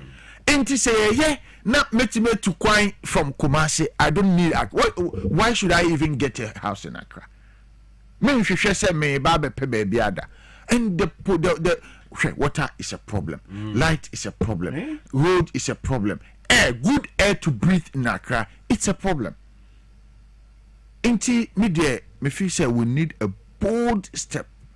And this step for me, if it will be possible, it should be consultative across all the spheres of the community. Then we own the plan such that it will not be the plan of NDC or plan of MPP. Enti say yami adum na ye na ye ma city bia ne adia obedi so a and one say probably NDC aba ye ntumi anye bebre ya ye ebia automobile city. What I say obi beba obeye industry city, obi ba obeye agric city na ye koso na pressure na aba form so that Accra can just be limited to some few other issues. Takrady, we have port there. Even Cape Coast, we can build a port. We don't need Accra can be the economic capital. Yeah. You understand? You have an administrative capital. Yes. Well. So you have probably the presidency here. You have all the ambassadors here. Do you know that in Nigeria, almost all the ambassadors have moved to Abuja. They've left Lagos. Administrative capital. Look, today when you go to Lagos, you realize that Lagos is better than it used to be. Yes. Activity, decongested. Can you imagine if all the population in Abuja is still in Lagos? It would have been so chaotic. How can Abuja and Nigeria be able to think like this? And we say we are brothers, and we cannot think that way. Even in Abuja, no Oko Airport, baby air slam, they call it off. You won't see it. But and then you will leave it people to be I mean the place is filthy, the road is bad. I mean in Greater Accra, you are driving and you are seeing chaos. Sometimes you wonder where is the streets. Where? I think ourselves. So okay, right from our airport to our Jubilee House, these are ceremonial street. Law and order is at work. Look, Bibiania. Ceremonial street and friend agro because that is the eye of the city. That is the eye of the city. Yatina ho amak fi obi ba container MC nti na ye de ahye ho ye ba o minyanti babia e wo se eye lane na extension MCD na down papa si aja instead of say maintaining no wa be extension no the account ebeba na ho yina ye basa hwe Kanda estate the glory of Kanda estate when him say Kaneno about 6 Kanda estate they close the door who ni ma want me Kanda estate so who say gates need that so dey da ho hwe na baby I say na baby ti say ni ma kra say we can we can facelift Nima. I agreement. I said the co parliament. No, attaching. I said the co parliament. Near Quay Mrase. Slums, be a person, you facelifting. Woman, no, we a heartless. No one has said honest. You know, we call into agreement. Some be own part of the new AIAU. See, you better buy awful. We need to do something because they were near Malcolm. The population keeps adding on. Just boldness and thinking out of the box. We say Nimasi. The real owners of Nima are not there. The real owners of Nima are not in Nima. So what you do is that you line up the houses on the highway. You come to house number 1. Good. House number 2. You buy them off. So even if they don't want to buy off, get them nice your friend is apartment. Then you move them. Then you build it. You see, you look at the society, the psyche of the people. Then you do development to suit them. So if you have house number 1, number 2, you relocate them down about pillars. So obi a better otokuko obi a say sa normal na omuye ni na any parking. Then you do the apartment on top. So down the bare shops where businesses can go because we are in the city and parking. Then we are 1, 2, 3, 4, 5, 6 stories. 10. Now waba. The next 10 houses no apartment for free. Say take it because you are there. Take it and be paying in installment. In any case, they are paying rent. Yes. If you give them flexible rent. Look, when you go abroad, your man will die say 30 years. Why Ghana you give me 5 years, 2 years, or 1 year? I can't pay. Mortgage system, no? It be a rent to own. Yes. Put him now. Pay rent a yard of few revenue. Yes. Now that and you see the strange thing in abroad is that the same rent now would be piano. Rent now would be rent to own. Rent to own. People who are smart abroad, what they do is that instead of renting, they do mortgage. Into which me into we about 10 houses come. So you have 10 other spaces. Say a judge of Mamma no kwam pension. Yeah, no ya kan home. Ni a partisan lens no. Na you develop put together. We can do it. You own him. I mean, some modularly. I developed it when I was there. MC for Soccerman. Unim Sabunzongo. Yeah, Unim Sabunzongo. Ewo Kumasi. Sabunzongo is a state land. But where it is in a good. It's a gold land. I mean, I don't know very very prime because how can you be more prime than Otumfor's Palace? No, just opposite. And I made this sound to say anybody, but unfortunately we lost power, and that is exactly what we wanted to do. To develop it in a gradual manner because development, how many years? We MC. And that baby it has outlived. Say a friend structure your friend say structural defect or what? Integrity. Structural integrity. Engineers Kwabena said that way it is not good for human settlement. It would down umpo ibebu. Nemum about share and that the course from a package the money. I was saying the parliamentarians do near Saturday Womra. Now, a day book nipa ni adina. Yetimi to free your system. Na you replace no. Konkuta nipa kuteska. We na mo be kuteska no. Asase akede bedo afuo. Na okọ amasa ma exi baby. Na okọ ja asase no. Na wasi dan keto abi. Na kromu so a eye prime no. E dan basa ni sisi a. I mean, Ajebe papa and your parliamentarians more yet day. This is the kind of developmental talker we need to be encouraging more yet day in the media. Ukobenia. Wow. Baby, you're Benin, the only try. Your friend baby Prakoji. Jesus. Prakoji, one name Papa Dan Kwao. Yeah. Ana omuye new laws bi. Do I want Papa Dan you compensate to her. Good. Now abani dey sure say transport to a 10 story. Good. Abana ye ne act the plan. The plan, yeah. It's what about Toscanino? You have to suit the plan. Proof of funds. What you say? Some Pangus can meet my Asania Tama. Marine Drive. He said the plan is already out. Oh, and the investors Nebamwa, they know so okay, I'm going for ABR.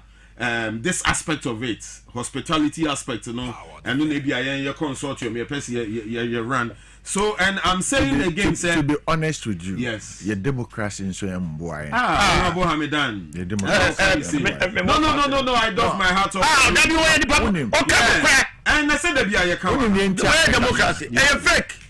The American say, look at every country that has developed. Yeah. And yet for 4 years now they develop your mind. All you need is to have a leader who is a listening leader, who is bold to take decision. Good. Now, who say the best form of ruling is follow US? Even our traditional way of selecting leaders, democratic. Now US come bro.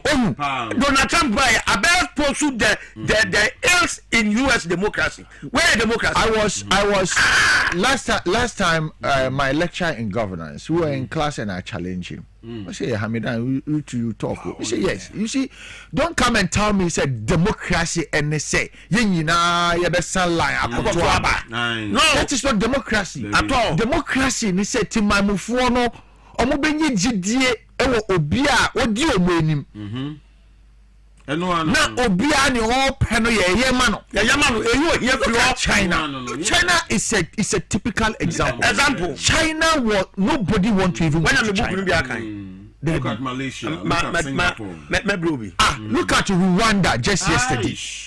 Rwanda just yesterday. How many years has the president of Rwanda been in power? It's not about how long you stay. It's about how well you work and change the destiny of the country. That is why when the discussion started on John Mahama going to the third term, some people were supporting it. It's not about John Mahama as a person.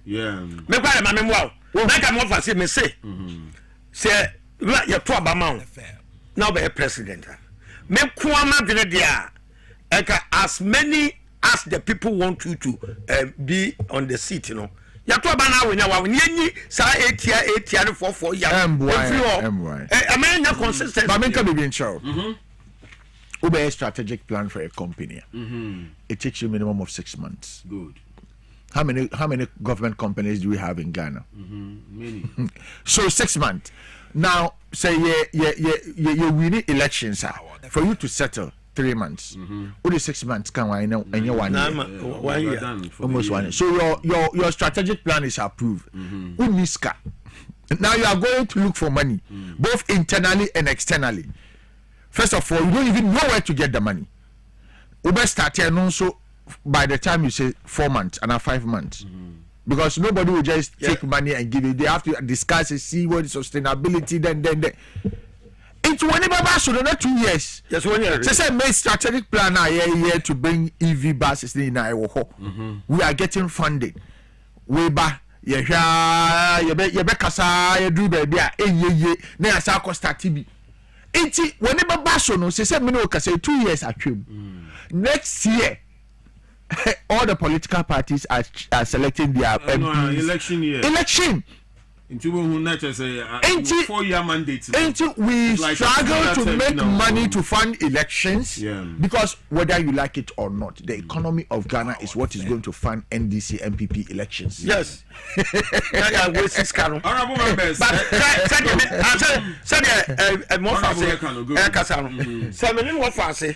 ye trust ne say de enye megu akwam e de aboa Ghana pen komo ye di ne na ye kan adwene mo e betima ye bibia bo Ghana but ye party atene ko baabi ana me so me wo baabi ana ye timi kan adwene mom emfa moa oman no and I say Mr. Lobiu na be ye ani me me bukuro so onya bi ye be publish but we need a new model of governance. Good, yeah. Your model of governance architecture way. Yeah, in 1,000 years, yeah, now resource. Mamina Mwase, and I'm happy the way and the discussion, because no disagreements. As we all align on the same path.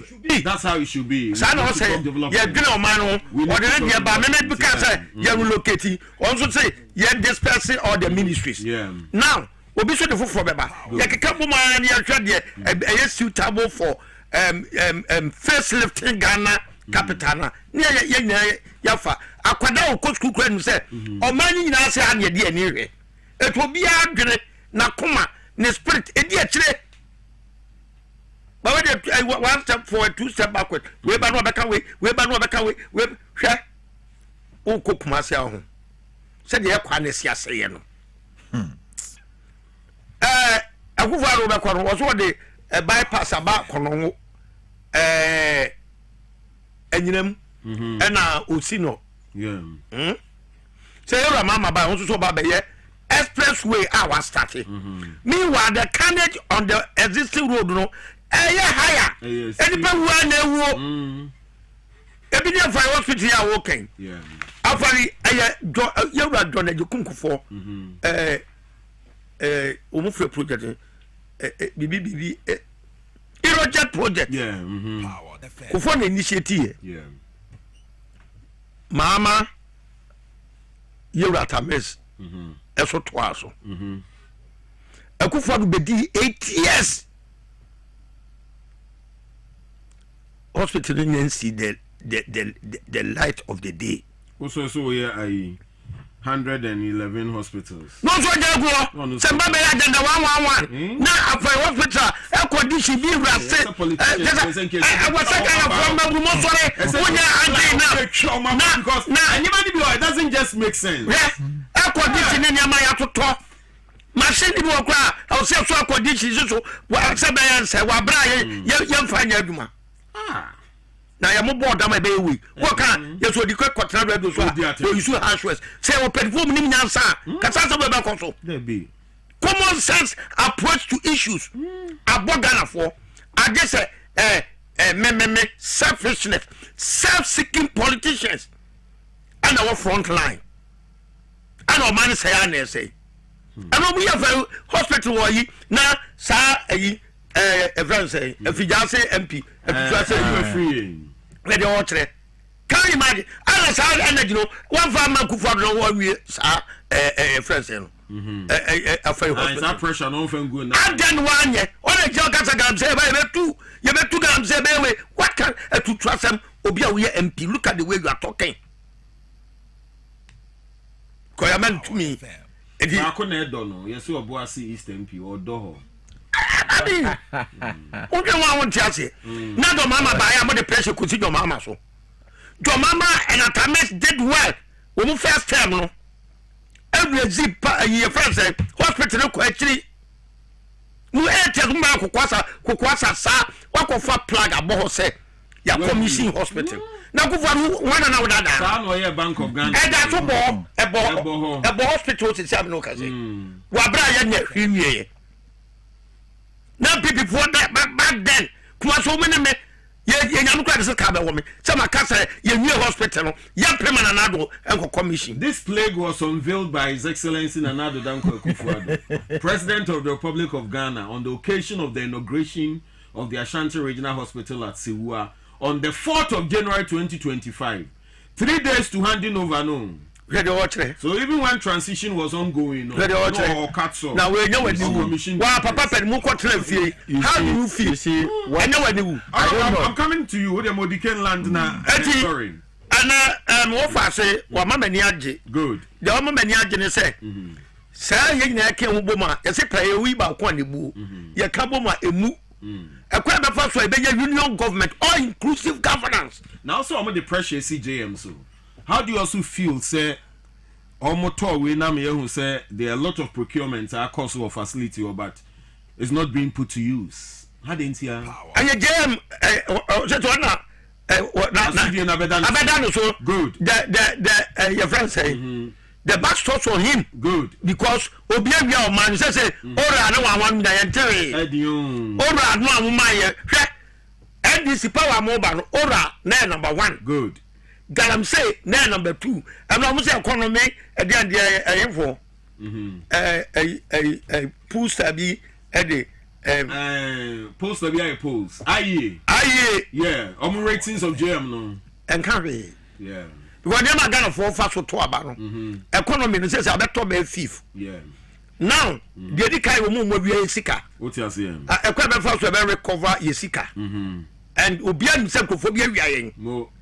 Me what the kede me kasa with vimness and me nyama do say me wi Ghana. No. Only car and the papa we to win mo. My brother me nam touch right. Mo. Because e here for sika there. So don't say kwa car Onyankopon fa ho nche. Ti don me be president kwa Ghana kapre ba me fa bi da. Sure. Ana galam say ekwaya ewura ma me fight galam say mani nyen enkoye say ya na say mo ay partisan ana the atosu bio aye the government behavior ewura ma na administration we omo a behave very well omo hu nya sem kese ansa na economy ne kwa ya ka no economy are translated into people's way of life, people's life, living conditions. Say living conditions. At and minimum wage that 21 cities. A talk of choir to me and something. And just imagine. So you free. Acquired mana who pay a bedjan a talk of choir yatoton yet. 2 Canadian actual minority MPs. Maybe. Na usha Bank of Ghana governor or Jibetran that had we have a catch say adman call ya boka state enterprises will be a boka as we scared the mouth a big boom not disparities of in our wage structure nina idea ya translate mama obet me dealing with it bit man who see no me that say o man nyina yie so bi beka IMF what ya kodwa so ba we are by obe praise you aye what you could so umbe praise you World Bank what you could so umbe praise you but the bottom line is say how is it impact the impartation on the people? All right, and very important. Maybe we'll finish with a year what else in Posa NDC directives ne free presidency by on awards no we say award ben YJ but honorable Hamidan this minority move no who saying Don last time me buy no yes, the catch will say MPP lack leadership. I say mpanyinfo ni fi. Hakman also agimai mo omo hin. Serious because when you are in opposition, you do things ebe attract sympathy to you. You don't go and dent your own image. Because I am we any day anke o say play abane say omula na etwa from nanado etwa obiara ba. Serious. Because when you are in opposition, you know, you try to attract people. And you before no one be nipa. Because you know, it has exposed the lies, incompetent, and deceit of the MPP. Say and then MPP I catch say nanadu what the plague echo more afare no. Na what a party. Media I see your shoe. So say you before I did two more efi ankonya no. Mo sa share before more. I don't know who advised them. Minority leader what you honor my finger markings. So oman yini feel honor MPP they will never ever come to power. Afari, who started Afari? And you start here. Project. But Euroject was concept. Yes, starting here, pace can buy any medium, but say you be finalize it drawing akobo aso say yen starting no. Ejo mama ne edi start here. Well, project BR no say me bisa project Ministry of Finance because it's still in the drawing stage. The only way you get project starting and say it takes off. Who made it take off? NDC. More betina nkunya 8 good years. 8 good years MPP. Muntimi incomplete. And the sad thing is that me tie no almost say agenda 111. Hey, Afari, answer agenda 111 ebai. Why did you abandon Afari? And Afari put the sebio and NDC and Kwan ebe take credit. Both party who first started with the conceptual ideas, NDC came push it to start the construction. Ain't it a shared glory? You've abandoned it. Now, media. W honorable Mentase. Adia commission the plug. Adia Nanado. Edi play in fact, I was Bank of Ghana. I was saying Bank of Ghana. This man has to be arrested. I'm telling you. I was saying estimate how much they spend in the commission. Yeah. Because the seat. Your man after me will too much. They charge you deceiving the public by false pretense. But you see, the good news is that His Excellency John Dramani Mahama is the solution about to deal with all these things. What is it? The solution is skibia eba omaimono. Ye chemu edi letter etoso. Ye will be a legacy project. Na sa legacy project, from Kwame Nkrumah time. Yeah. Because you won't say projects upon projects, we start here, na ya jai, even at the local level and at the national level, budget in a buy, ye put some money aside to deal with the legacy project. Intermediate me feel say that policy, ebe solve all these, and yet even Afari, all the agenda 111 projects, the ministry is working to get it done. But senior projects ne also be doing intimate preoccupy intimate yeni yinara na de tabajai kumase kwano atoro mo start for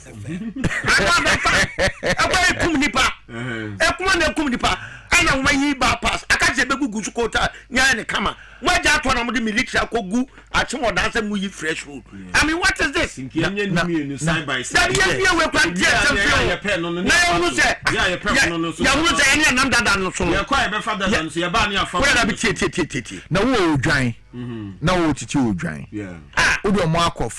Bush to go and eat. Once I got this cover for some meal to be so the aqua. It doesn't make sense. It doesn't make sense. Oh, ain't it make the mama you come as a panel. Ashanti Omuni before a month from Ashanti regional. And Katima before the said to me branded Bass. Look to me for chairman Bass and Omo de Koye. That's a munina. Asama I want to say. MPP for as I before say. Ye ni adwene. Yeah. Na don't be kabiana as I before be fatu. But silence we. Me say Ashanti region. A beggar to say no omo delegation ko na NDC for so the another delegation ko nkade na besi o. Kade besi o. Oh, media honestly. Honestly, internet be more ka say me anka me wo me nim ahead of time. So the action man. Now your mobilization. Now the zone. That's no Ramadan pay grass expose woman baby I no Ghana yeah enti se nipa no said I don't want to use some words ofi say ono no nyansa no dey atufia na wa fa dey akohia no da bia no hu ya say boy na ka say actions and inactions, no. Yeah. I follow them big time. Well, I'm a man than Jimmy for. Because some of one person. You don't consult you. No. How is the NBC? I'm press conference. Ube who any pami and send in a parliament say your press conference. No, another one. Yeah, again, contrary to what the other one is. Some position MPP. Anyway. Don't. Yeah. Ya to aba. Ama yura Baumia say only lead the MPP. Yeah. Me tie next election me contest mo fa so. Yeah. You do am support me. Ofa. Me contest what you say. Etim dwaya no paba. Ebe ye o man ho adwuma. Good. Baumia if you show me the baton is sharing nsa. Onfa one single economic statement Emma Bontin. The domain mayor no onfa counterproductive measures be Emma Bontin. Is bankrupt. Now we feel so much entitled. Say with the party can see be any. Eti what quality to your comfort zone. Ne maybe dra ya kasa ba o me na DMPP anim. Eti for man. What is this? All right, yenye ni say na Mami for special birthday wishes we Femi ba now we look at the awards as our final bit. Now I'll say today is the special birthday for a year Honorable Edwin Neil Ante Vanderpoy, National Coordinator for DRIP.